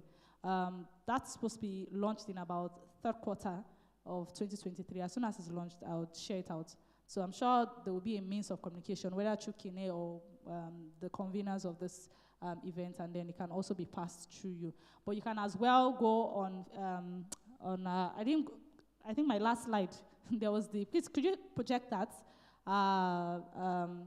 Social media handles. Please project the last page of the slide, please. Right. Go on any of our social media handles and follow us, and you'll get up-to-date information about it. Yeah.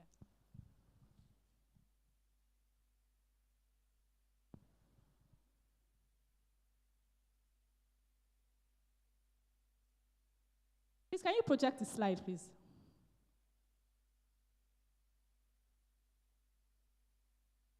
Okay. Good afternoon, everybody. Thank you. Thank you so much, ma'am, for that wonderful presentation. I wanted to ask, okay, so I started my brand recently, and I'm passionate about communication, brand voice alignment, and all of that. And a neighbor reached out to me because she noticed that I wasn't always going out. And she asked what I did, and I told her about it, and then she said she was interested in learning. So I started to take her on social media management. And I realized that, this is something I actually want to make into a thing, helping women, especially single moms or married women that do not have a means of livelihood. So the question is, how can I go about this? How can I source for grants? How can I, meet people that can help? What do I do, basically, yeah. So we're in a generation whereby we have a lot of, what are they calling it now? We have a lot of resource. So the screen is not so great, so I'll share it after I answer a question. We have a lot of resource online, right? And if you only search meticulously, you get it. So Google is not just for us, get to Instagram or Facebook and search. Search for grants. There's the Tony Elumelu grant, which is presently on, I think by the end of March, is going to close out, right, for early startups. Like, there's the MasterCard grant. There's Tech Women as well. They have, mentorship, and then they give out grants for people that get in. There is Brave Women. There are a lot of them. I mean a lot. There are a lot of them. Just go on Google and type grants in Nigeria, because your business is in Nigeria, right? But don't, when you finish that grant in Nigeria, also do a search on grants for small businesses. So it can show you global grants, but there are global companies as well that also fund those grant opportunities. There are lots, but you just need to have the requirements. And some of them, the requirement is just for you to answer certain questions. Or as basic as, some even fund ideation. That's, you are thinking of the idea, and they will fund it.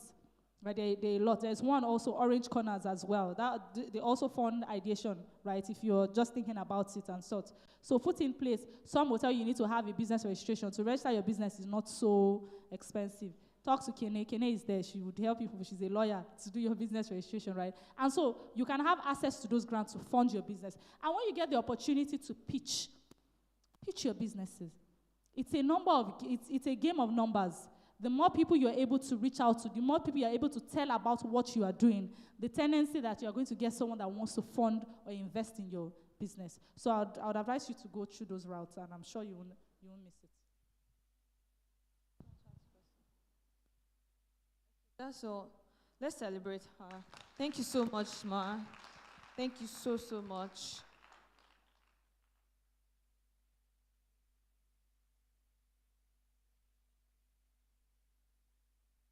So we want to do something very quickly. How many of us are with our phones? Okay, if you are not with your phone, you can come and borrow my own. So we want to just do a quick registration. It's going to be shown on the screen.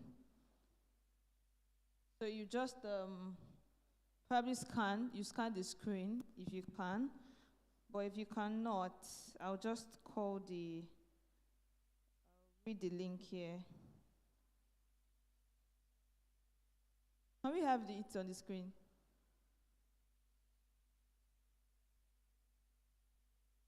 Yes. Okay, yeah. We are going to take you around to scan with.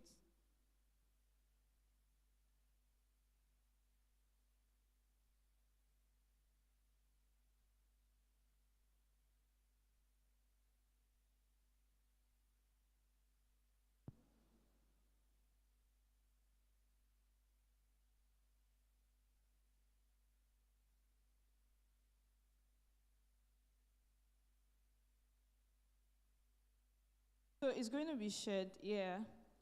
If you are tired already, can you just jump up? Like, shake your body, shake your body.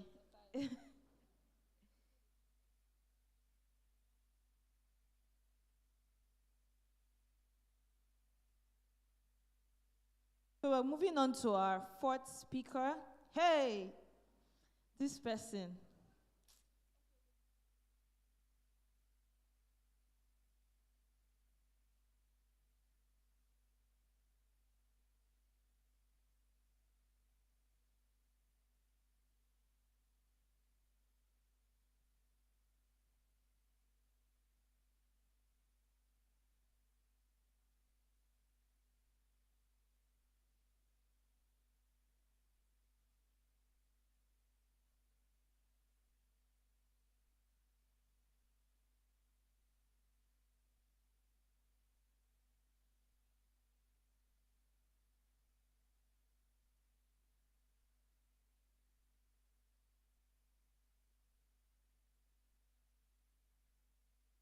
Okay.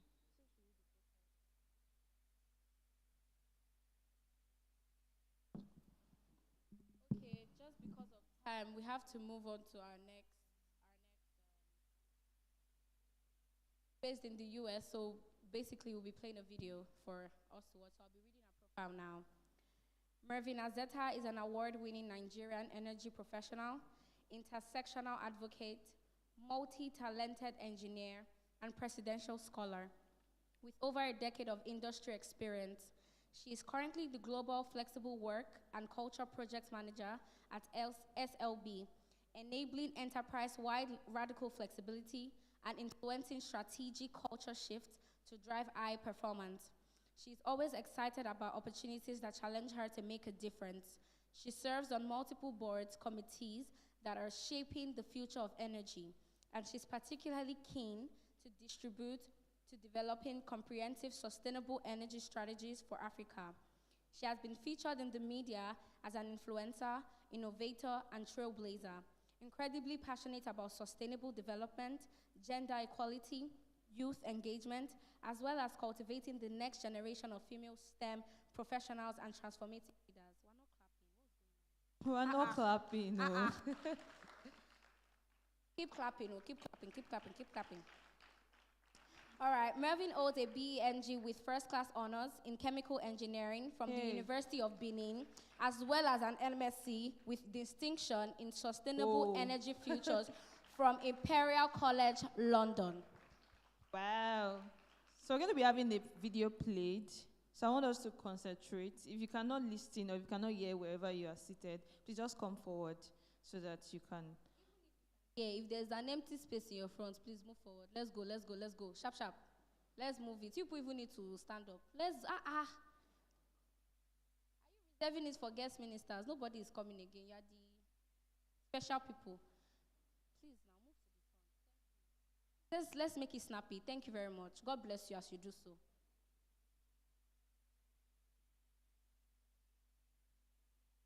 Okay, media. Aunties at the back, I can see spaces at the front. Please, let's move forward. Thank you. Hello, Auntie on blue. There's a space at your front. God bless you as you move forward. I don't want to call you. Let's move forward. Please, I'm begging you to. Should I kneel? Thank you. Let's move forward. I will come and drag you. There are no people there. See this space. You people should move forward. Please now, move forward. We'll fight though. You people should please move forward now. So now this space is for Mr. President, Assistant Vice President. Why are we not filling the spaces? Please now, move forward. Okay. What if they say it's the person that sits at the front that will be blessed? You wouldn't want to be blessed. All right. Please move forward. Okay, honestly now, please, let's move forward. Please, I'm begging. Say honestly. Please now. Sincerely. The person that move forward that will be blessed too. Hey. Yeah, I will sit at the front so I receive my blessing. But anyways, we can play the video now. All right, so let's just have. All right, let's have Dab come up stage. Let's celebrate Dab now. Clap, clap, clap, clap, clap. If you will not move forward, maybe you will clap. Clap, thank you. Thank you, ladies. All right, I'll just be coming intermittently in and out, but today I want someone to come speak, just to greet us in the house. To put this program together, I want to let you know that at first we had cancelled it. We had started planning for this program from January 2023, and the committee had been put together. But when we realized that March 8th fell in between the presidential and the governorship elections, we were not too sure about what the state of the country will be. And as a result, we thought of postponing it. And then a few weeks back, the release came out from the government that they'll be shutting down all schools, because this was not our first venue. Our actual venue was supposed to have been the main auditorium, University of Lagos. That is where we had already written to and gotten approval for. But when they closed down all schools, we couldn't use it again. And then that went. And so we weren't too sure of the state of how the election will go. But thankfully, well, it wasn't violent that would cause the nation to shut down. So we had little time to prepare. And all the sponsors that we could have reached out to, that could have supported us. For example, a lot of young women could not make it to this place today, even though they would have loved to, not because they went to work, but because they didn't have cash at hand. And I know what that means, because 2 days ago, I felt frustrated. I was stranded in a place for 1.5 hours. Why? Because I was supposed to use 5,000 naira. I was supposed to send 7,000 naira to one POS guy, and they would give me 5,000 naira. And when I sent it, they didn't see the alert until 1.5 hours later. And so for 1.5 hours, he wouldn't give me the money because he hadn't gotten the alert. And I myself, they had debited me. You will not leave. We're talking about 5,000 naira, 5,000 blue naira note. So I very well understand the challenge young women would face. And let me say this, our target audiences are different, and I will explain. Some other organizations have done their Women's Day program and have seen them. But a good number of those programs is strictly by invitation. They only invited the high and mighty, the popular, successful, up there women. I'm still yet to find a Women's Day program that focused on the future, on the younger generation. I'm still yet to find, I stand to be corrected, but I'm still yet to find. Most of the ones I have seen have held where, just gather women who, quote and unquote, have already made it. They sit down inside an air-conditioned place. They have breakfast, lunch, buffet, and, they take pictures for the media, and, they just have fun, and they go. You understand? But I decided that I want to reach the people that I believe have not just a stake in the future, but have a point to prove in the future. You understand? And that's why we decided to focus on the younger generation women, the upward mobile women. And we reached out to a lot of people, and I understand their reasons. Some people say we can't support you because your notice is too short, it's too late. But the reason why I'm doing this is because we reached out to this person and the management and the ownership of this hall. And when we explained the vision of what we're trying to do and the fix we had found ourselves in, especially to the fact that we did not plan to use a hall. We had already planned to use inside the campus. And they listened to us. They looked at what we had to offer, and they said,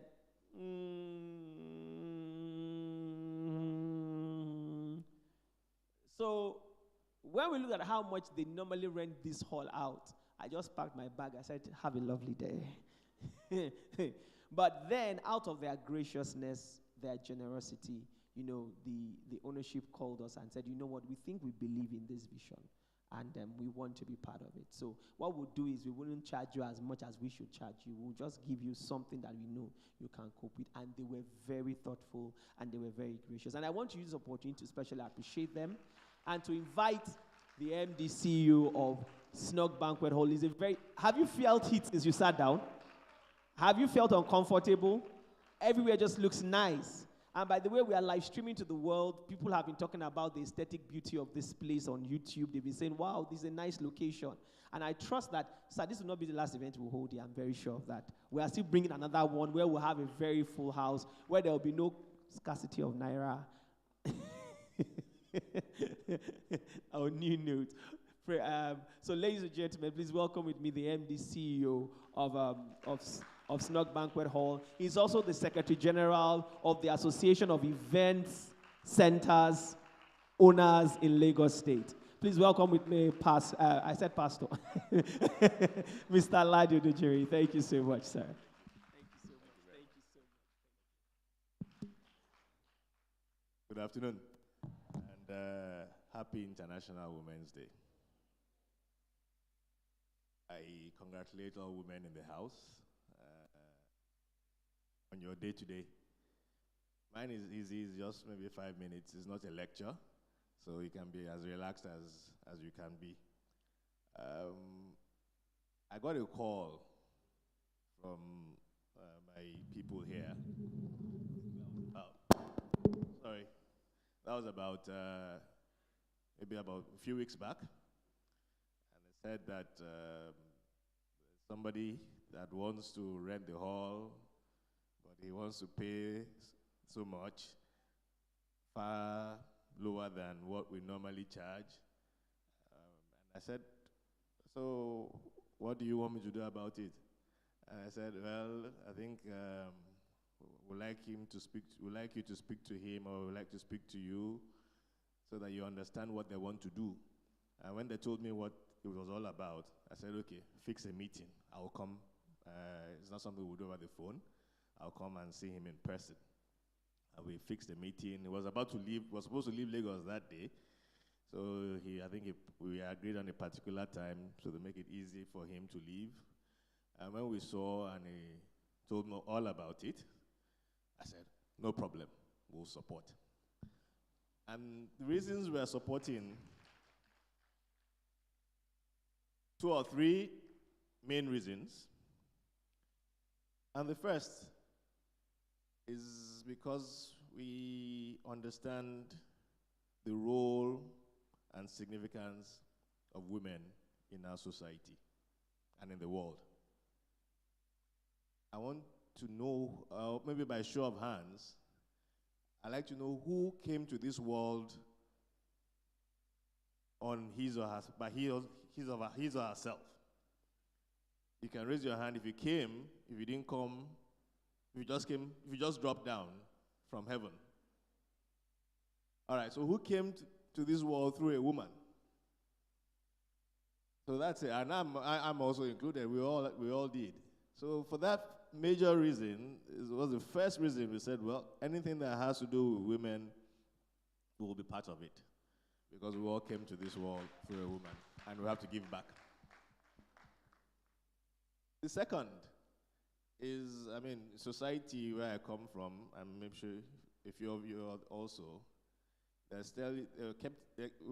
kept telling to us that if we train a woman, you train a society. Train a woman, you develop a society.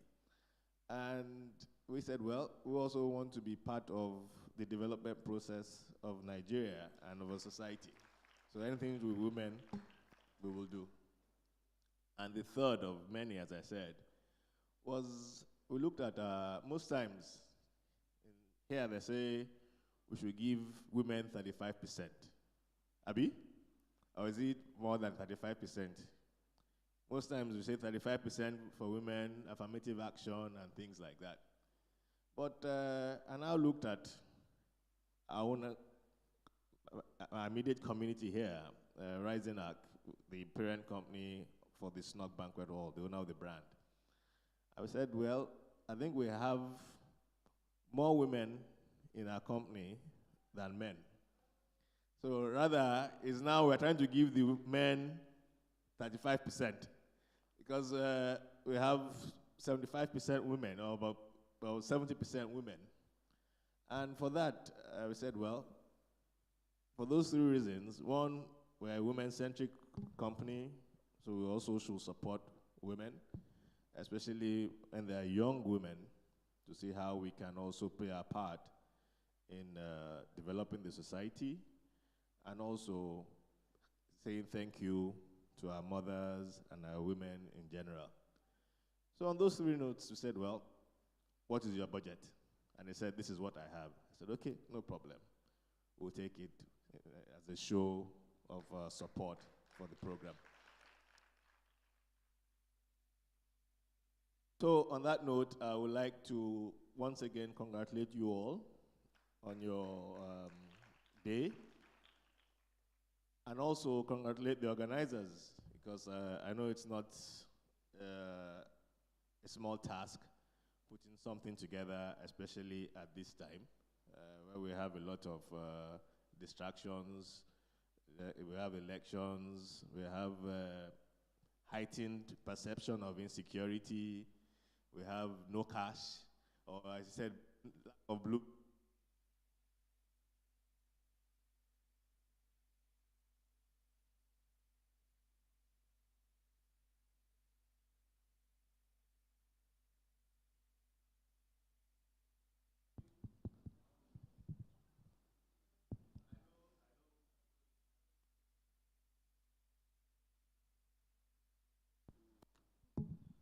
To be here today, and all that have graced the occasion, I salute you all, and salute the organizers. Well done.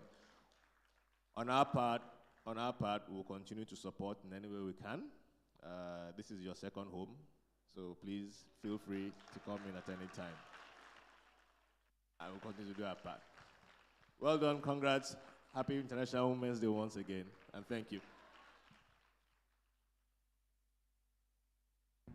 Please help me stand up and appreciate Mr. Ladi Odunjiri. Thank you so much, sir. We are so grateful. I'm personally grateful. The future is grateful to you, sir. Thank you so much. God bless you, sir. And I pray that we will continue to have fathers and men and husbands and brothers and uncles like this that will continue to support women, encourage them. Because I'm not a woman, but I tell you, I was encouraged. Because a lot of people ask me, you're a guy, why are you doing this? Okay, before I tell the MCs to come back, I'll tell you why. I always share it everywhere I go. So my mom gave birth to me first. I'm the first child. And after me, she gave birth to 2 boys. 2 very interesting boys. Lovely, wonderfully, but fearfully made boys. Anyway, those who know my siblings know that once you see me and you see my other brother, you would think he's my older brother because he's almost 3 times my size. But when we're young and mom went to work and, she would say, no matter what happens, never take law into your own hands. So these boys will misbehave. And there were days when I couldn't take it anymore. And I would give them some, as firstborn, some proper, resetting. But the moment my mom came home and they reported me to my mom, they won't say what they did. They will only say, Ayo slapped me, Ayo did this. And my mother would say, why did you should not have slapped them. I said, did you ask what they did? She said, no matter what they did, you should have waited for me to come back and report. So one day I said, please, whenever you are going, just take them with you. Because I'm not sure. But then something happened. She got pregnant again. And when I realized she was pregnant, all these things I'm saying, I was about 6 years old. I looked at her stomach growing. I looked at my brother, boy. My other one, boy. So one day I asked my mother, I said, what's inside your stomach? She said, what kind of question is that? I said, what is inside your stomach? Is it a boy or a girl? She said, why are you asking? I said, if he's a boy, don't bring him back to this house. She said, why? I said, the 2 you gave birth. I know what they have used my eyes to see. And she was like, she's not the one that chooses the gender of the child. That if I want, with whatever I want, I should ask God for. Now, being a 6-year-old, but I say this and I say this every time, that the first thing that I can remember in my life, that I ever trusted and desperately prayed to God for. So I remember that day like today. As if it were yesterday. I put my hands on her stomach and I said, Lord, I don't want a boy. I want a girl. Lord, we have enough boys in this house. And I want a girl. I want a girl that has long hair, that can sing, that is beautiful, that is brilliant. I just give God my specs. That's why, I only understand what it means to when you say you have specs. I told God what I wanted. And after I'd finished praying, my mother said, have you finished? Like, she was very patient with me, standing with her stomach and me putting my hands on the stomach and praying. If it were the days of social media, I'm sure she would have videoed me and I would have been all over. But cut the long story short, she gave birth. And when they came back from the hospital, we lived like in a 2-story building on the top floor. And I remember my father was there, came with some family members, and you had to come downstairs to open the door. So I looked through the balcony when they said I should come and open the door. And as I looked and as she was carrying the baby, I just asked her from the balcony, is it a boy or a girl? The older ones around there, they got pissed off. What do you mean? And I didn't even, anyway, those who know me very well. I just blocked them out of my hearing. And I looked at my mother, said, is it a boy or a girl? And then she looked up and she just said this. She said, what did you ask God for?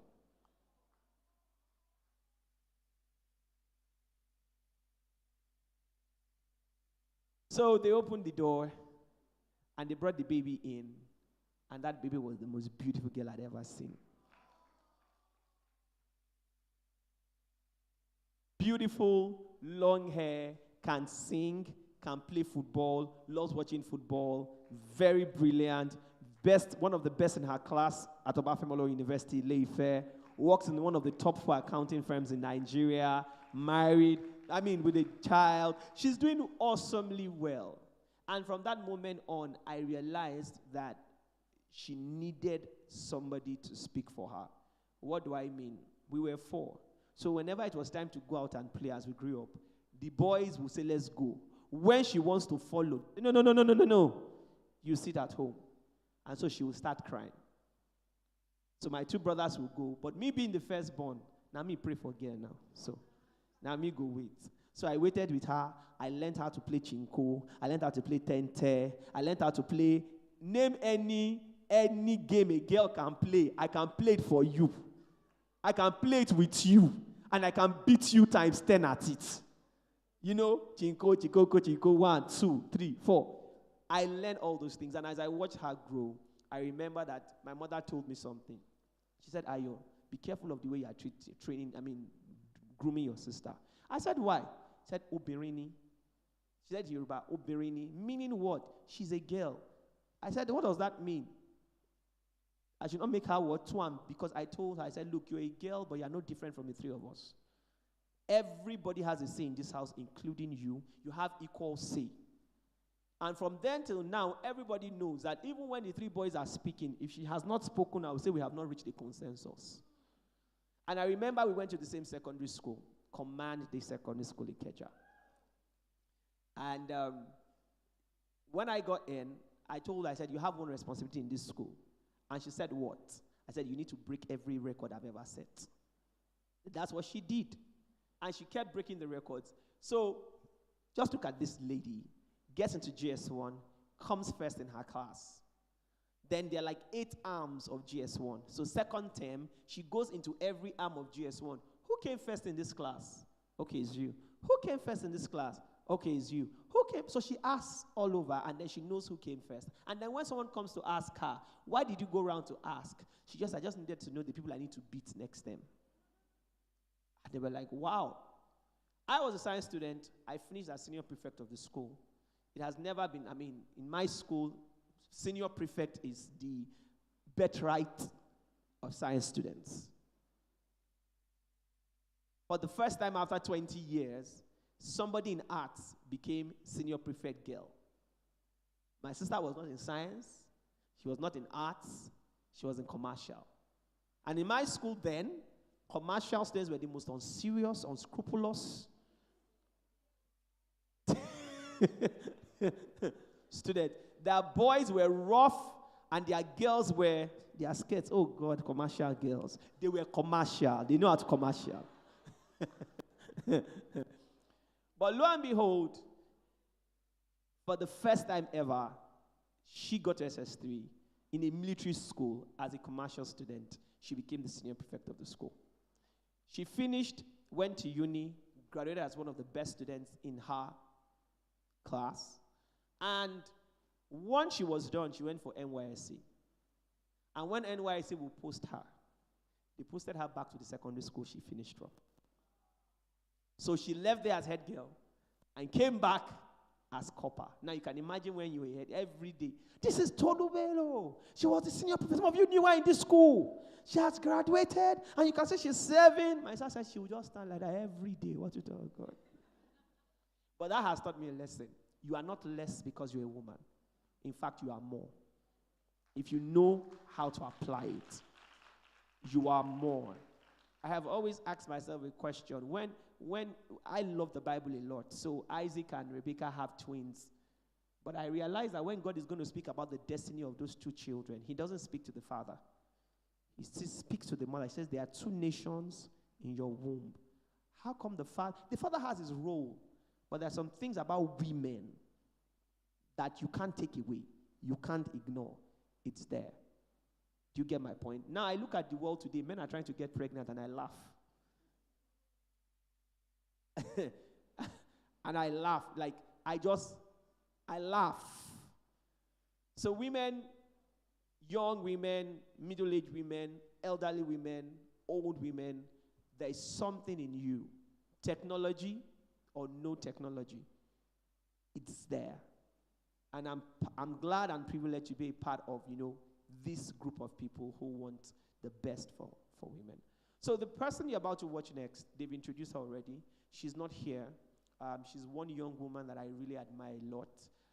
She's the culture manager for Slumberger. She has worked here in Nigeria, and recently she was seconded to the headquarters office in the United States. And it's from there she has sent this video for us to listen to. Now, I want you to listen to her also. Why? Because she's not as old as the previous speakers. She's young, but she's gone far. She's gone far. I have learned early in life that you are old does not mean you are experienced. Do you get my point? And so you can gain a lot of experience now while you're young. So everyone, ladies and the gentlemen looking for the bone of their bones in this hall, Mervin Azeta.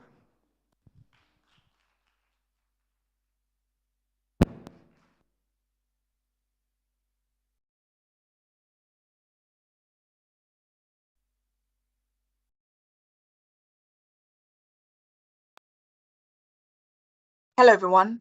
I hope you're all doing very well and you're staying safe. I do have to say that it's a real pleasure to be invited to speak with all of you today. Whilst this may not have been the best or convenient time for me to do this, I'm grateful for the opportunity to share my thoughts and hopefully inspire deeper reflections on the subject today. I also do want to say thank you to Dr. Ayo Adebele and the team at She Conference for having me here. When I got the letter and realized I was speaking on the topic women in technology, getting in and getting it young, I appreciated that it was a topic right up my alley. However, I questioned how critical and pertinent it was to have a conversation like this, especially in an age that is being transformed by technology at an unprecedented rate. A world that we yet see a lot of exciting disruptions, if I could use that phrase. I wondered if we've all seen technology become so embedded in several areas of our lives, and we are mindful that it's not stopping at several. It's opening up new frontiers with the potential to revolutionize every aspect of our lives.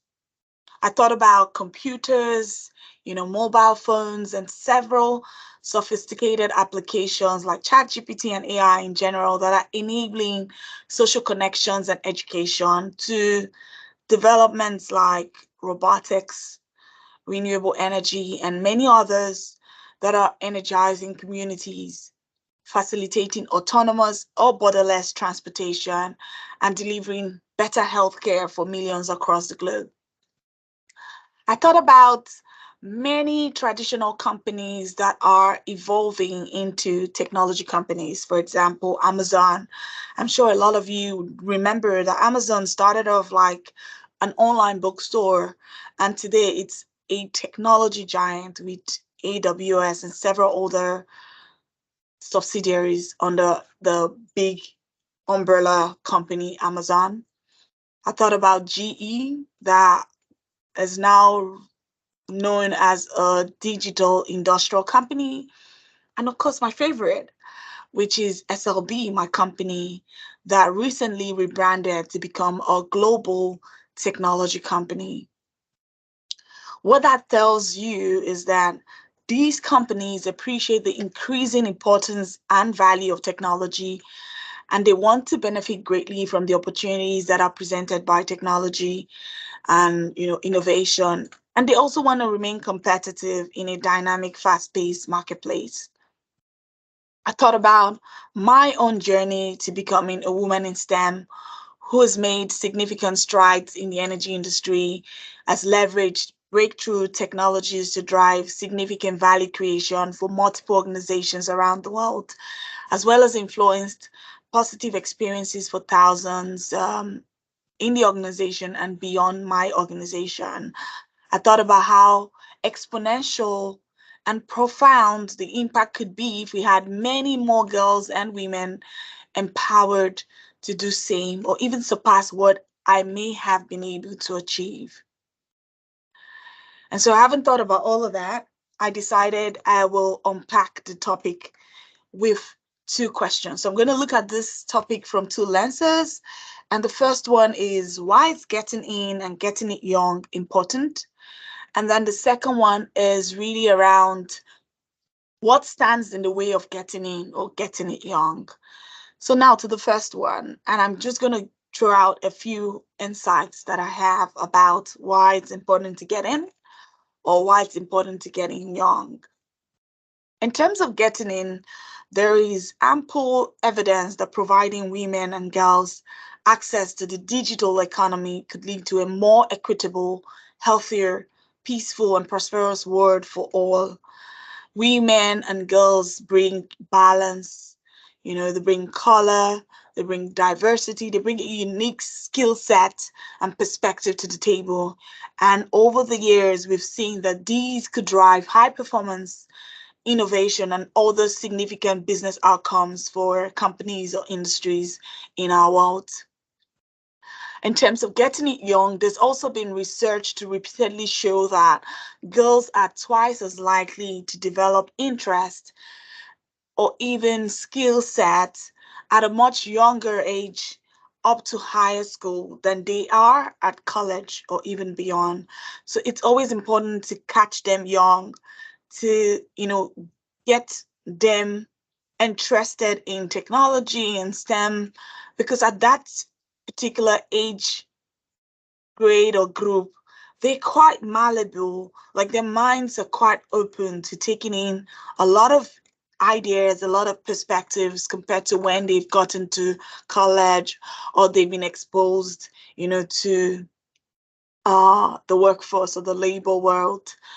And there's been a particular survey that I came across that was commissioned by Microsoft sometime in Europe that found girls to be interested in technology or STEM disciplines around the age of 11, and that they quickly lost interest in these topics when they become 15 or older.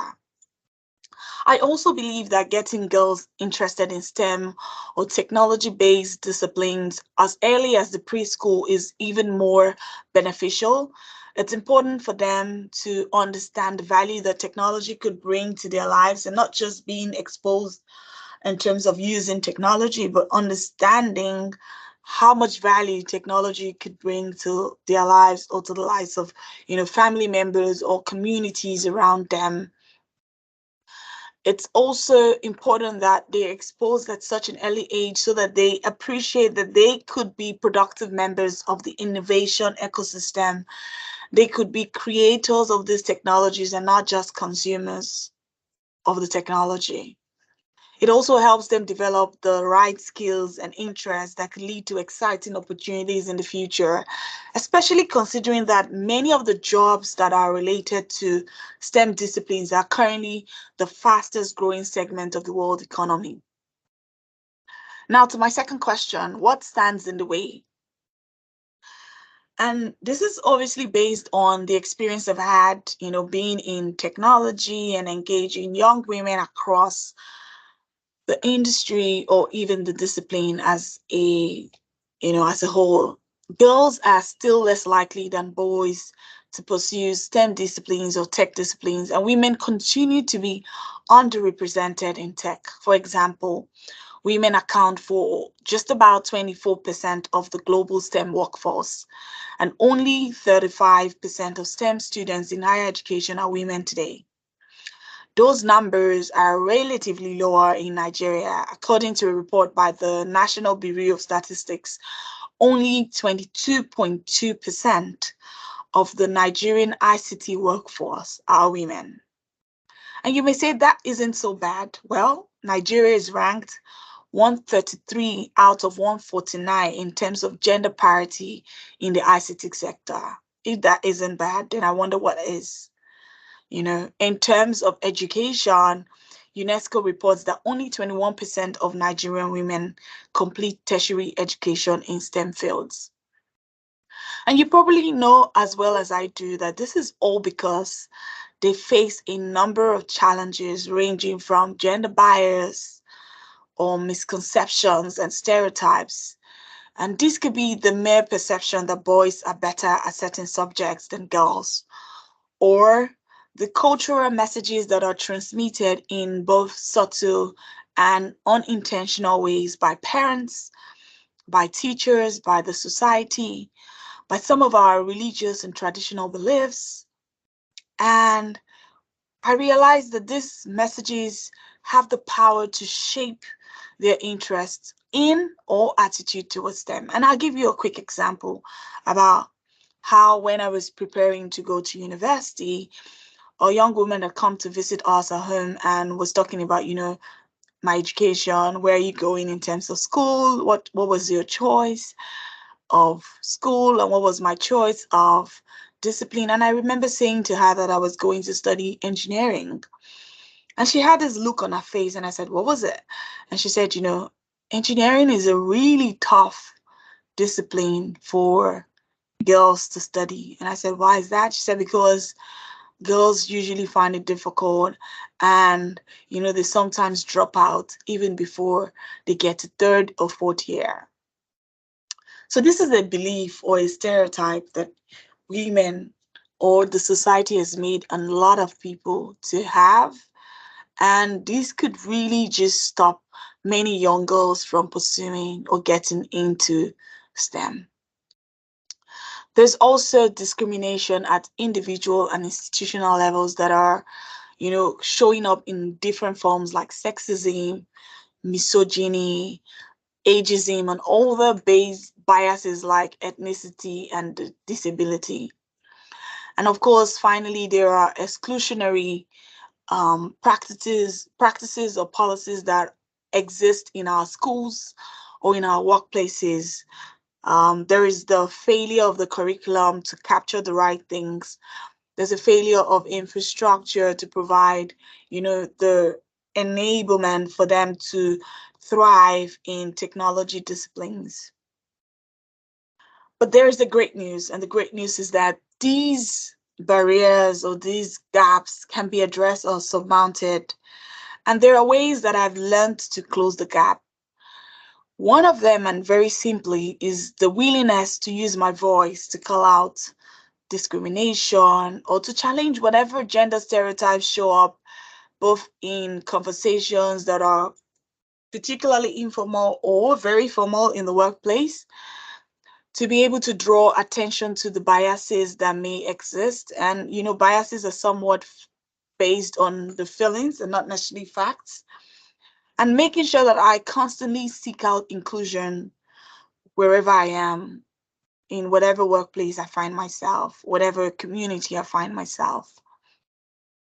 I've also leveraged workshops that create a degree of familiarity with technology for young women. I've created opportunities to help them learn the basics of coding, the use of internet or mobile applications, and just gain practical knowledge about technology. I've also organized events that give them exposure to new and emerging technologies, ideas, methods, tools that are at the intersection of learning and fun. And I'm also very passionate about connecting young women to role models and enabling them network with other professionals in that field.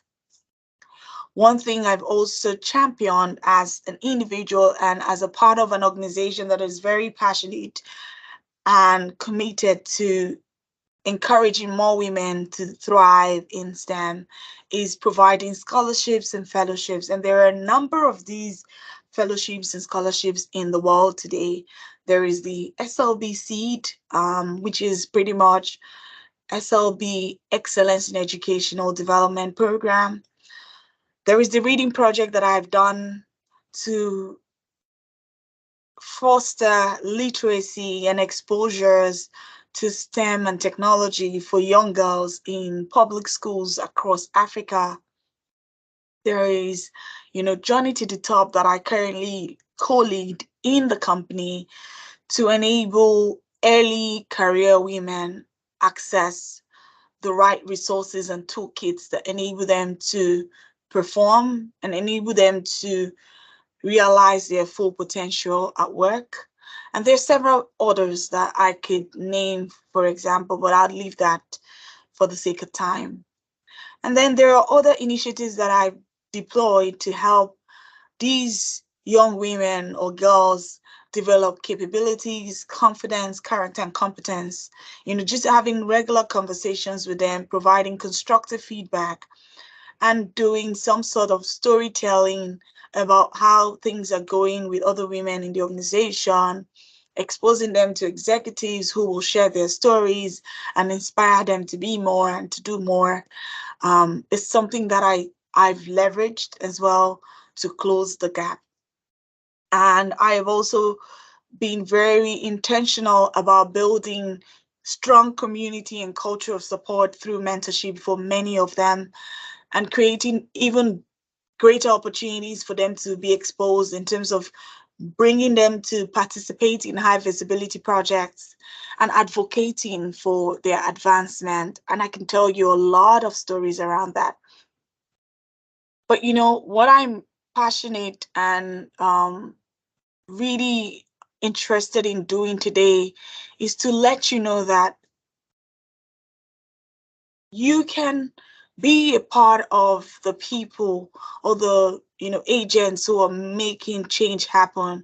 We all can play a part to helping young girls and women get into technology and to get into technology at a young age, but not just getting in, but also developing in that path to success and eventually accomplishing excellent things and accomplishing great successes in those technology fields or careers as aware. We all can scale gender equity in tech by committing to, targeted, multifaceted interventions. And I've shared some of the practical things that I've done, and I think you can also do it as well. But beyond that, I want to challenge you today to do something, even though it's as little as having those conversations. The onus is on us, the responsibility is ours to make a change happen. So let's get to it. Let's embrace equity as women in technology or women in STEM fields. Thank you very much once again for the opportunity, and I hope you enjoy the rest of the event. God bless you. As women in technology or women in STEM fields. Thank you very much once again for the opportunity, and I hope you enjoy the rest of the event. God bless you.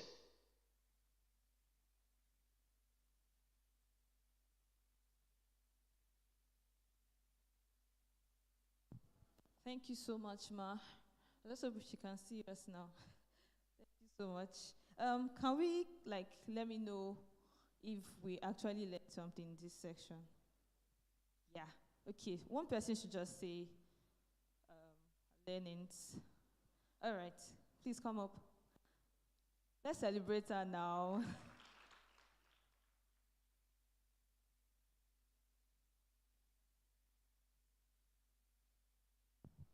I learned that you should call out any form of discrimination or gender bias. Don't let it slide. Don't just speak out, and always advocate for inclusion, then gender inclusion. Thank you very much. Thank you very much. We are looking tired. Are we tired? Let's do something very quickly. So look at the person by your right, by your left. Yeah, I like that we are smiling already. Yeah, just smile. Just smile. All right. And then, if you don't know the person before, introduce yourself to the person. And then, if you need to even stand up and go to someone else, please just stand up. Let's stand up. Let's network. Let's get to meet someone. You don't know if you are sitting beside the Minister of Finance. You don't know if you are sitting beside the next visionary. Introduce yourself. If you need to do selfie, please do selfie. Take pictures.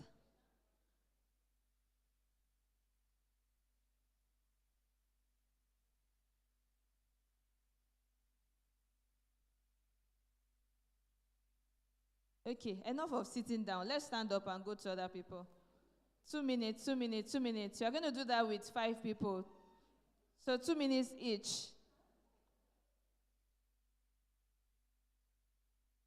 Let's stand up. Please, every tap that sister, please. Yes. Please stand up, stand up, stand up, stand up, stand up.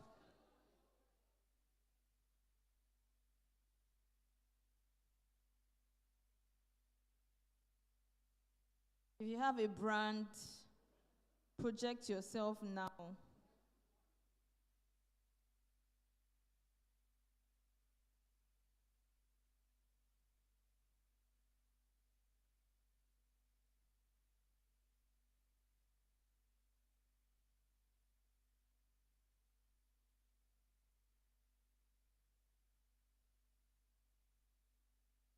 Okay, move to the next person. Move to the next person. Move to the next person quickly.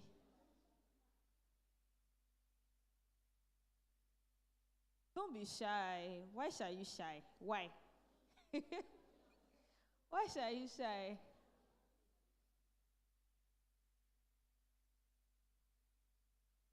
You're going to tell me 4 people you have met today.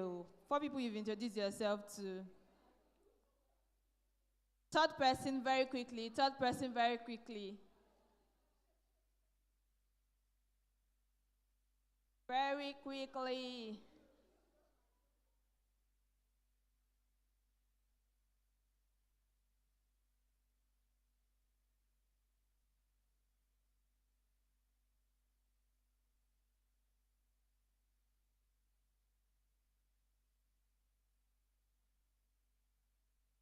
Met before.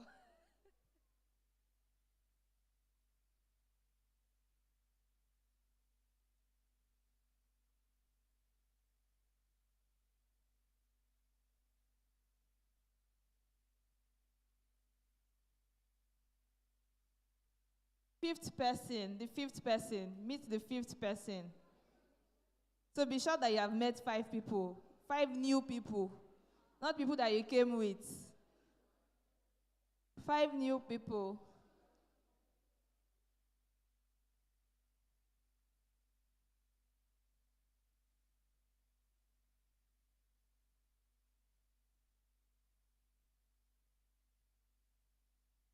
Sister on white. Sister, please, can you come and tell me 2 people you've met? You already know everybody here.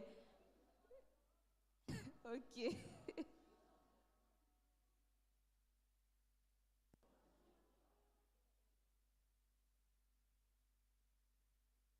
All right, we can round up now. Hope you've taken pictures too. Hope you've taken pictures.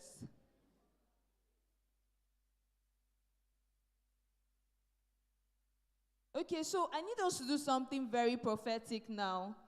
Something very prophetic. Look at somebody and introduce yourself to that person like you are in your 10 years time. Like, introduce yourself to that person. Like, this is my 10 years. Maybe you are 25 now. Next 10 years, that will be 35. You are meeting the next owner of this brand, the next global influencer. Introduce yourself to that person. Very quickly, very quickly.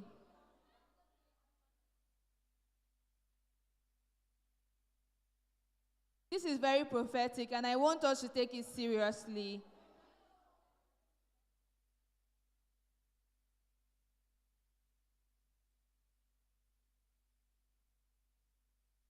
As everybody,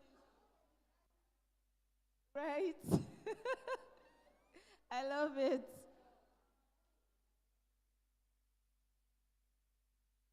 Thank you so much. Thank you so much. Yeah, we can round. I know the introduction cannot stop because at that time, when they are reading your profile self, the introduction cannot stop.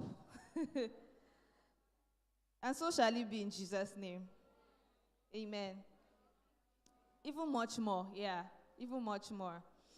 All right, so the registration code is here. So if you can scan it, please let's just scan it.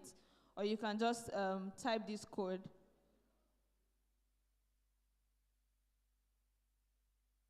Type it if you can. We want to make sure that everybody here has registered. Please, it's very important. Very, very important, please.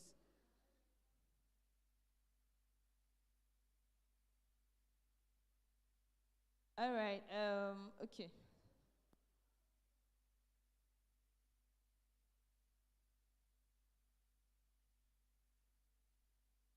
Ewa Oluwa, where are you? Ewa Oluwa, please come. Can you come?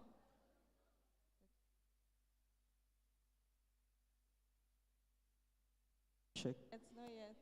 So I want us to rise up on our feet. I want to do something. It's a setup, actually.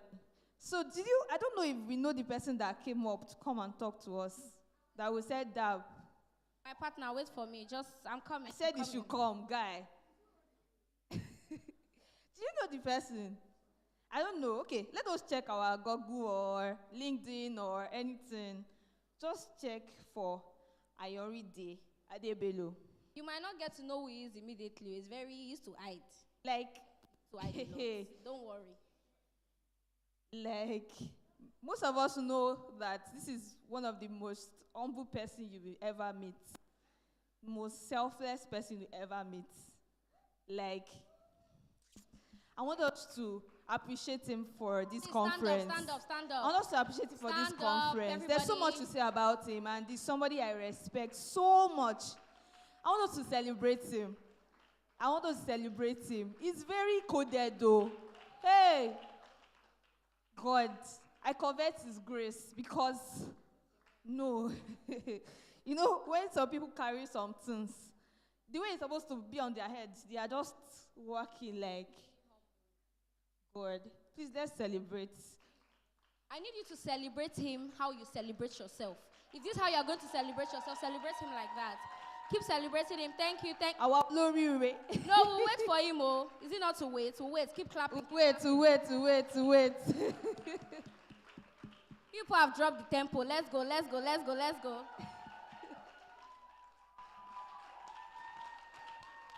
Thank you very much. I want to appreciate our anchors. I want to appreciate Omodola Kolawal. Most people don't know she handed over recently as the National Teenagers President of Foursquare in Nigeria. And I want to thank Ewa Oluwa. She's the baby of the committee. She's just 17 years old. Yes. Yeah, now some people are shocked. She's the one calling, oh, are you where you are now? Have you gotten there? Have you done this? Have you done that? She's an amazing young woman. Let's celebrate yourselves. Thank you so much. But can you do me a favor? I know it's She Conference, but there are some men here who are really working behind the scenes, who are supporting you, who are working behind the scenes, making sure that everything works fine. They've been running to buy envelopes. They've been running to, get the media, every sound. Help me appreciate that. Can you please help me appreciate the Redeemers Television Ministry? I mean, these screens, the live coverage. I go to a very wonderful church, RCCG. I'm proud of it. And I thank God for Redeemers Network Television, Redeemers Television Ministry, the crew, the cameramen, everybody. I celebrate you, sirs and ma'as. Thank you so much. Trimark Sound, I see you, we hear you. Thank you. Can you help me celebrate the sound company that worked with us? Thank you so much. And She Conference has a brother organization called... And they are here working. Can you help me celebrate all the He Conference committee members? They are here physically. Thank you so much. Please be seated. So now we're going to a panel session, and I will need our help just to help me get 5 chairs here. 5, just 5. Now, this part of the program is where there's going to be a lot of engagement. We'll be engaging with our panelists. Would also be engaging with you. And the topic is very interesting. is very interesting. Um, Thank you. Just have them here, here, here. Oh, I don't know. Look at this young man very well. Oh, handsome, talented. You know, I mean, they're amazing. They're amazing. Tolani Julius, I celebrate you, sir. Yeah, thank you very much. So I want to invite our first panelist today. She's one woman who, or let me say that the big fish, they come last, so let me bring her last. First of all, I want to introduce my only male panelist in this conversation. He's a man in tech, and he's not just a man in tech, he's a successful man in tech. And by the grace of God, he's somebody I've known from when he was in Buffalo University. I remember in his room, he would be coding. And I'm like, Kilo, tell ye, what are you pressing? Where is this thing going to get you to? You just be quiet. But now, today, as I speak to you, I mean, it's because of how special women are to him. This man has been in South Africa and Zambia in the last 2 weeks and came back to Nigeria just for this meeting. Please welcome with me Mr. Toby Ololade. He will tell us about his company when he gets here. You know those tech men, they don't wear shirt and tie. They just wear blazers, jeans, and t-shirt. And they'll be commanding dollars. Thank you so much. Thank you so much. Thank you so much. Thank you. You can just sit down there. Thank you. All right. I also want to invite one of our females in tech. She's a member of the committee. In fact, she's the head of the secretariat and communications department for She Conference. Please welcome with me Buluajiba and Colin.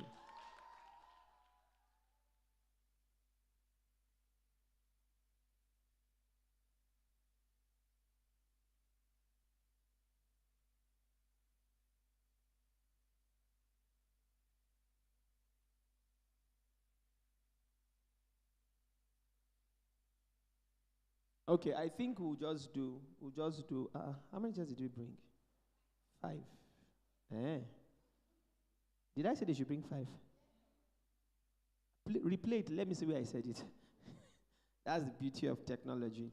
All right, our next panelist is not here at the moment because she had to quickly go on a very important assignment. So she won't be here right now, but then I'll call on our next panelist. Now, the person I'm about to call is someone that I greatly admire and respect a lot. She's not just a mother, she's not just a woman, she's not just a mentor, she's not just a coach, she's not just a pastor, she's someone who watches over young people. She's here with us today all the way from the United States of America. And she's someone who has greatly impacted my life, inspired me, and have seen her do it to many others. She has a heart for missions. She has a heart for people. She founded and coordinates the Gifted Moms. Now, you might wonder what Gifted Moms are. Gifted Moms are a group of mothers who have children with various disabilities. And what they do is that they don't allow the condition of their children to affect the destiny of their children. I have been on 1 or 2 of their meetings online, and whenever I hear the words of encouragement that she gives these women, and I'm talking about women in the rural areas that nobody would think of, you understand? This is one woman. This is a woman who believes that wherever you are from should not limit you to where you can get to. And so I know personally of people that she's sponsoring from villages in Nigeria to write SAT and go to America to study. So she's someone who doesn't just talk the talk, but she walks the walk. Please welcome with me, she's also a pastor, Mrs. B.C. Oshikoya.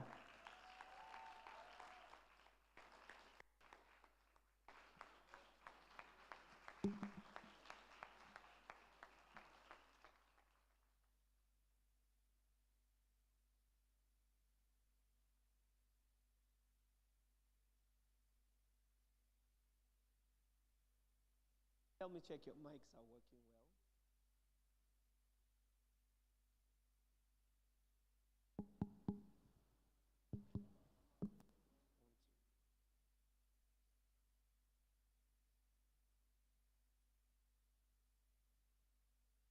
Check, mic check.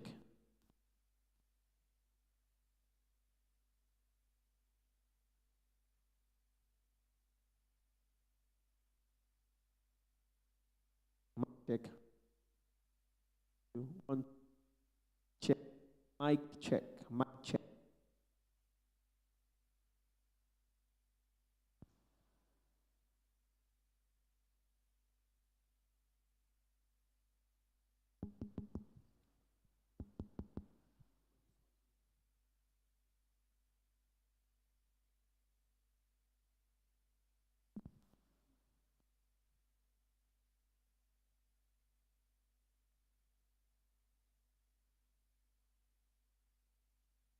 All right. So we'll start off and then we'll do that. We'll continue with the mics. Now, the topic of the conversation, by the way, do me a favor, please, before we start, help me appreciate all the speakers who have spoken before. Engineer Martha, Mrs. Wonu Adetayo, and of course, Mrs. Buki Gbemi Peters. Thank you so much. We really enjoyed your sessions. Their sessions will also be available online after now. People have been watching us live. They've been commenting. There have been few questions online that we have not been able to answer immediately. But if you're watching us live, please just go and follow She Conference on Instagram. And on Instagram, it's @she conference.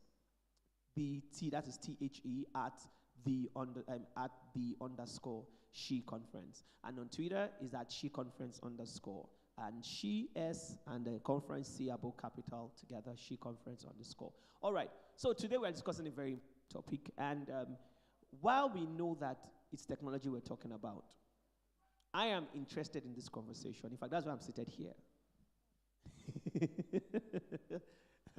So this conversation, the topic we're discussing is science, innovation, and technology. Innovation and technology, the spiritual, the scientific, and the social perspectives. Innovation and technology, the scientific, spiritual, and social perspectives. And I will just throw some words in the air and then we'll pick it up from there. For example, let me start with scientific. How does technology affect female lives? For example, if somebody came up with a technology that you don't need to push when you want to give birth. Like, push! Ooh, ooh, ooh, ooh, push! Now, if there was a technology that that will not allow you to push, that the technology will just, push for you. That you don't have to push. How does it happen? Water bath. Yes. But they'll still have to push. It's better, it's easier than any other way. Okay. So you sit in the water and... Okay. I think it will take another 20 years before it gets here, Sha. Because I'm trying to imagine maternity center in Nigeria. You said? Epidural. And that's not technology, that's medicine. They will put at your back and then it will reduce the pain and then, increase the pressure, yes. You still feel pain with you still feel, yes, you still feel pain, yes. So that's one part. Now, let's look at the spiritual. Spiritual. Can technology replace God in our lives? Because a lot of times, people think they don't need God anymore just because they have learned to do so many things by themselves. And now they realize that the reason, somebody said if you travel out of this country, your prayer points will reduce. Yes, your prayer points will reduce because the thing that you are praying for, Father, let me get to where I'm going on time because you know how the road will be. That you don't need to pray that kind of prayer when you are abroad. You understand? Or Father, don't let them take light tonight so I have books to read. You know that can never happen. But does innovation and technology take away the place of God in our lives? We'll be discussing that. And then thirdly, which I think for me is the most interesting part, the social aspect. I don't know. If someone toasted you online and said, I like you, I want to marry you online, auntie, you laughed somehow. The way you laughed. The way you are. No, because, it's changing. There are days now when we were younger, we were told that you must see them, that God will reveal them, But now, someone just says, hi, what's up, how you doing? Blah, blah. And then conversation starts. After 1 week, you are really talking. After 6 months, you're like, it's like as if we can take you to the next level. And before you know it, love story. We first met on She Conference, YouTube call. So, social lives, husbands and wives talk more to their phones than to each other.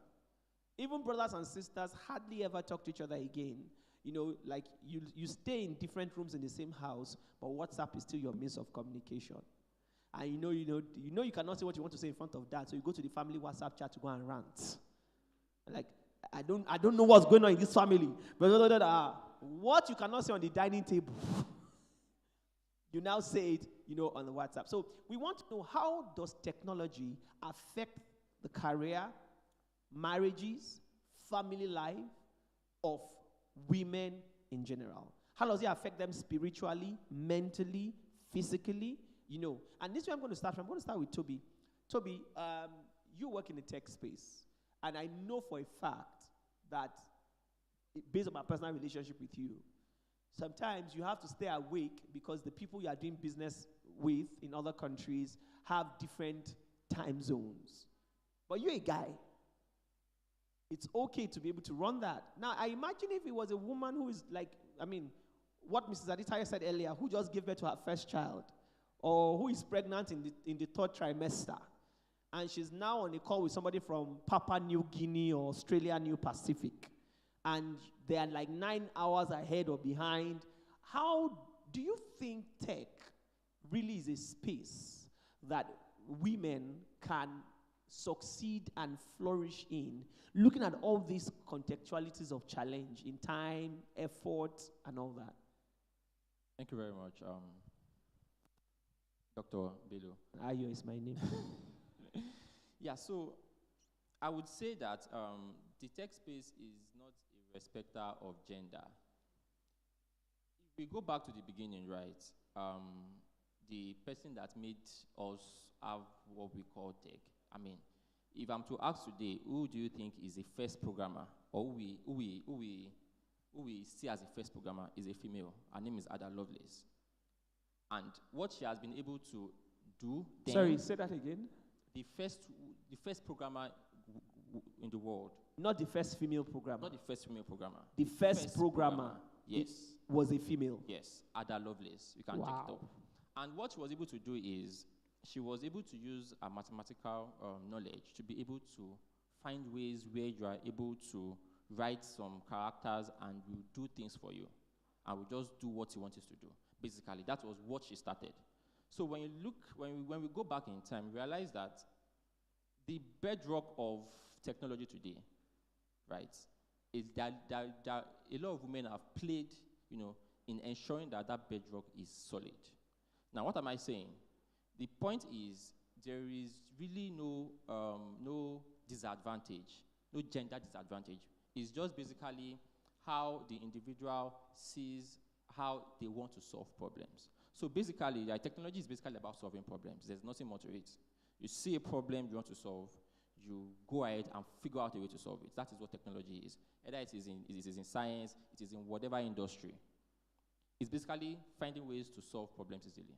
Okay, so if you can find problems that you can solve, that's innovation, that's technology, and that is not a respecter of gender. All right, Bulwaji, I'll come to you. You're in the tech space as a woman, and there's a culture of, if you're a tech person, you're a tomboy. People believe that if you're a female in tech, you must, because it's a male-dominated space, so you two must, you must, hey, what's up, hey, how my G, all those kind of stuff, you two must, your hair must be rough, you must do all this kind of stuff. So, how do you bring the femininity? How do you bring your femininity to play in the tech space? Okay, thank you. So for me, I think I'll talk about a bit of how I started. The first two places I've worked, I was the only girl on the team. And so when guys are having their bands, they just say stuff, and I'm like, have you forgotten that there's a girl in this team? And they're like, you are no longer a girl, oh. You are part of us now. But one thing that helped me, because at the beginning I struggled a bit, right? But one thing that helped me was knowing who I was, right? Knowing, like, it's very, in any, whether you're a male or a female, when you're going to a new place or trying out something new, it's very important to not forget who you are or who your person is, because it's very easy to get overwhelmed with what is happening. Currently, I work in a place where they are trying to do the gender balancing. So a female brings a different perspective to the team. So even in the places that I've worked where I'm the only lady, I try to let them see it from a female perspective. Rather, you would see the way a male developer would code, and you're like, oh, okay, what if it's this person that wants to use it? Sometimes they don't think far. Maybe because of my job, I'm also a QA engineer. Maybe it helps me bring a different perspective. But one thing that has really sustained me is knowing who I am, because there are sometimes, like, when I was coming for this conference, my mom was like, you were weak today. What's happening? Because I just want to be free. I just want to be comfortable. And it's because of the kind of work. Sometimes I've had situations where I've had to sleep over with guys in the office. They don't want to know if you're a lady, or you're sleeping over, everybody's sleeping over. But there are some guys, it's about letting them know that there's still a lady. I'm still a lady, right? I think for a while I kept reiterating that there's still a lady in this team. I'm not a guy. I'm a lady, do you get? And that has helped as well. All right, so as much as possible, you do not allow the culture of the tech space take away your femininity. Know who you are on the inside, and don't let anyone rob you of that personality. Establish it and flow in it, be confident in it. Okay, so I'll come to Pastor Bisi Oshikoya. Now, in this woke Gen Z generation, where we see a lot of things, I mean, I want to ask, is it possible to develop genuine, long-lasting social relationships, friendships, and maybe even marriages? Through technology, and this is how I'll explain. If perchance there is a family and every child in that family has a phone, how does that affect communication between mother and child? How does that affect communication between brother and sister? Because it seems as if now we are better at communicating with artificial intelligence than human intelligence. I don't know what's your take on that, man. Thank you, sir. Just to make a comment on the question you asked. So if you see my sister right here, because when I was looking at her, she's the example I was looking at her, she looked like a tomboy. So they said that one's okay. Praise the Lord. Okay, that's better. All right. So if you see her, I just want to use that as an example. Sorry. All right. So I think what the female do most of the time is, yes, they want to belong. They want to be like the men too. So I think those that are in that group, I want to believe they have the understanding that whatever men can do, we can do, and we can do better. Anyway, praise the Lord. That's how you know she's a pastor. So I just believe that you have to be able to be in their midst as well. You have to be able to, whatever it is they're doing, you should be able to know that you can do it as well. So don't feel intimidated. Don't feel like, I'm a female, I have inability, or I can't do it. You can do whatever they can do, you can do. I used to be a tomboy. Praise the Lord. All right. So when it comes to the issue of technology and family, it's a problem. So actually yesterday, I had to take one of the tab, you call it tab, right, from one of my nephew, because all he did was just looking at it, playing games, doing everything, whereas we have guests, we're all talking, we're all doing all of that stuff, but right in a corner and doing all of that. So I know technology have affected a lot of children as well, If you see them, their thumb is like this. That is how it's going. It's tweaking all the time. Because of what? Because they are on the game or on their phone typing whatever it is. Yes, and some of them wake up late for very important events because they do that all through the night. Yes. And the other problem also is this generation cannot spell well. Hey. Hey, Gen Z, take your sub. Gen Z, work. Take your sub. They are wearing nose mask now. Okay.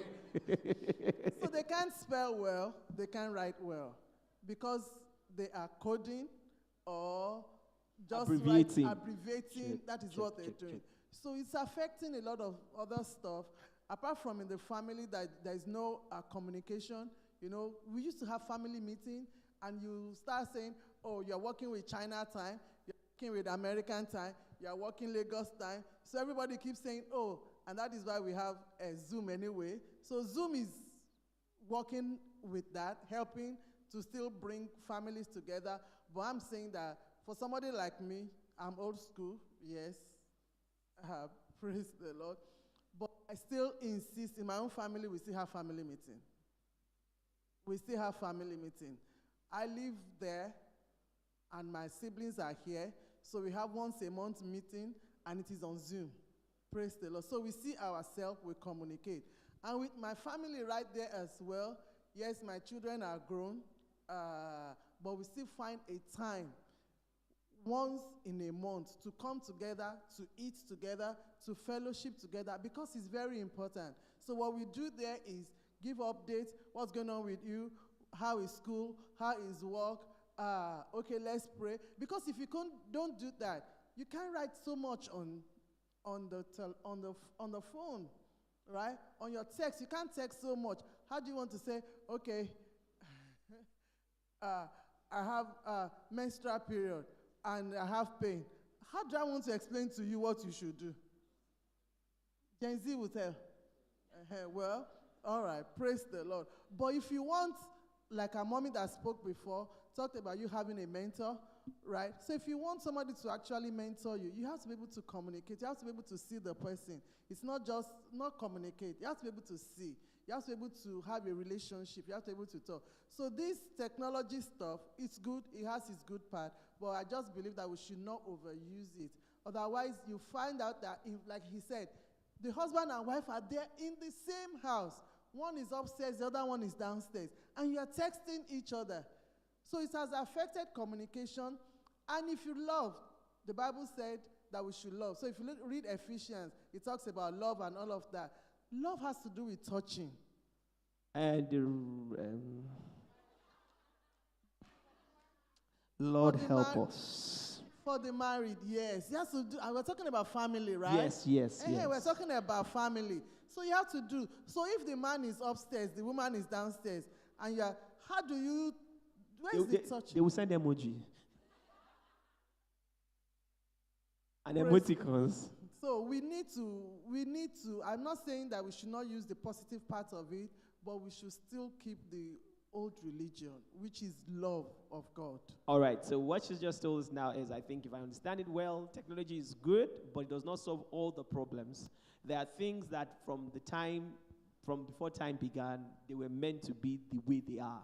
So no matter how advanced or innovative technology becomes, it doesn't take away the part of, loving someone, hugging someone, holding someone, praying for someone over the phone is different from praying for someone on a video call, but it is also different from holding the person's hand and, praying for that person. And I realize that a lot of people today, I think I will still come back to you, Ma, on that. A lot of people today, go into depression because that's what technology has become. Such that if you put a post on social media right now and nobody likes your picture or nobody does anything, you feel like as if, oh, this is I'm not wanted, I'm not loved, I'm not anything. So how do you cope with that? How do you cope with that? How do you cope with that? Praise the Lord. Not being loved, depression. Well, what I think is, And that is why the Bible said, forsake not the assembly of God's people. So we still need to gather. We still need to communicate. We still need to fellowship. So if you don't want to be depressed, you have to engage yourself. And how do you engage yourself? Well, activities in the church. So you cannot say because of tech. If because of tech, we don't have microphone right here, how are we going to communicate? If there are no people right here to help us with doing all of this, how can people actually hear us from all over the world? Praise the Lord. So we need to know as well that when we are together, we can achieve more. The Bible said 2 is even better than 1. So when we come together to work together, to pray together, to do things together, it will reduce depression, it will reduce frustration, it will reduce loneliness. Because you can be in the midst of people and still be lonely. So, but if you are able to communicate, if you are able to express yourself, if you are able to explain your need, you know, people will be able to help you. And Mommy was also talking during her session, and I was like, a lot of time we keep to ourselves. We don't talk. I think somebody asked her about, oh, how can I get connected? You have to meet with people. You have to associate with people. And technology is not going to, well, technology can do a little, but if I don't know you, there's a little with what I can do with you. I have to be able to know you. I have to be able to evaluate you, to be able to say, oh, this is a helping hand I can render to you. So if you don't want frustration, all of those mental issues, then you have to be able to come out of your shell, discuss, tell somebody, this is what I'm going through. Somebody have gone through it before. That's what the Bible said. There's nothing new under the sun. But if you decide to keep it to yourself and you are not talking about it, then you are going to suffer in it. And that is where depression and all of those issues, suicidal thoughts, that is where you have all of those mental situations. So I want to encourage relating with one another. Be open, talk, ask questions. Somebody have gone through it before. There is always somebody that can help. Me, I don't hide anything.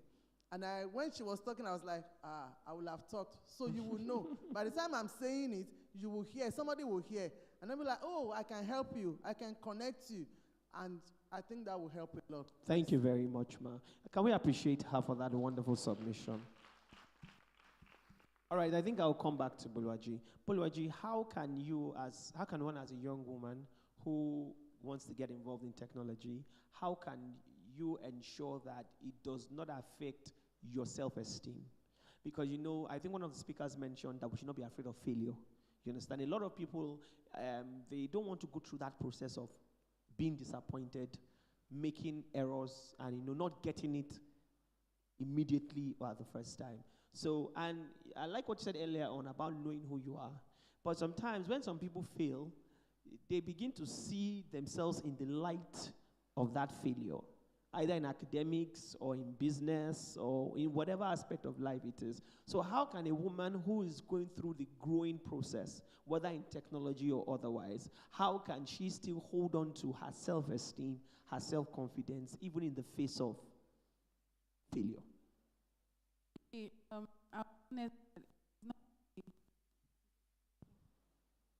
I'll be honest and say it's not easy.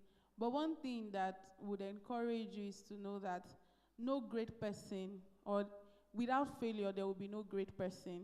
Failure is something that is part of life that you would experience, whether in a small magnitude, whether small or at a larger scale. So for example, you've applied to a lot of jobs and everything was a no. You don't stop applying, right? Failure shouldn't stop you because you have a goal that you've set. You have a vision that, I know that's why the Bible says that write down the vision, make it plain, so that every time, there are sometimes that some situations will come and you want to forget the vision, but because you have something that you are looking at, it encourages you to rise up from the failure. Another thing that I cannot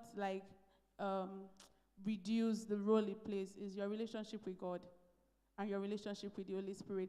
Even if you don't fail while growing up, you have frustrations.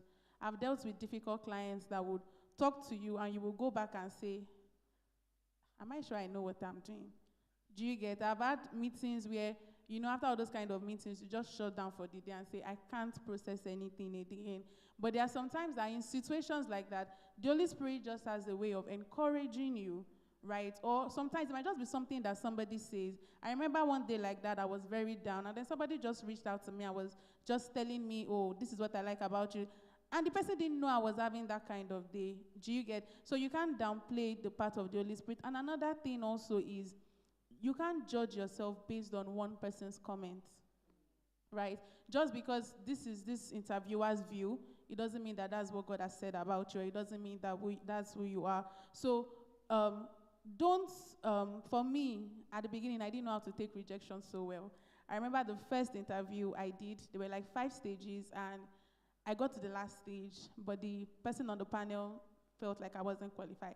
And it was Congress week. I went to Congress and I cried and I reported them to God.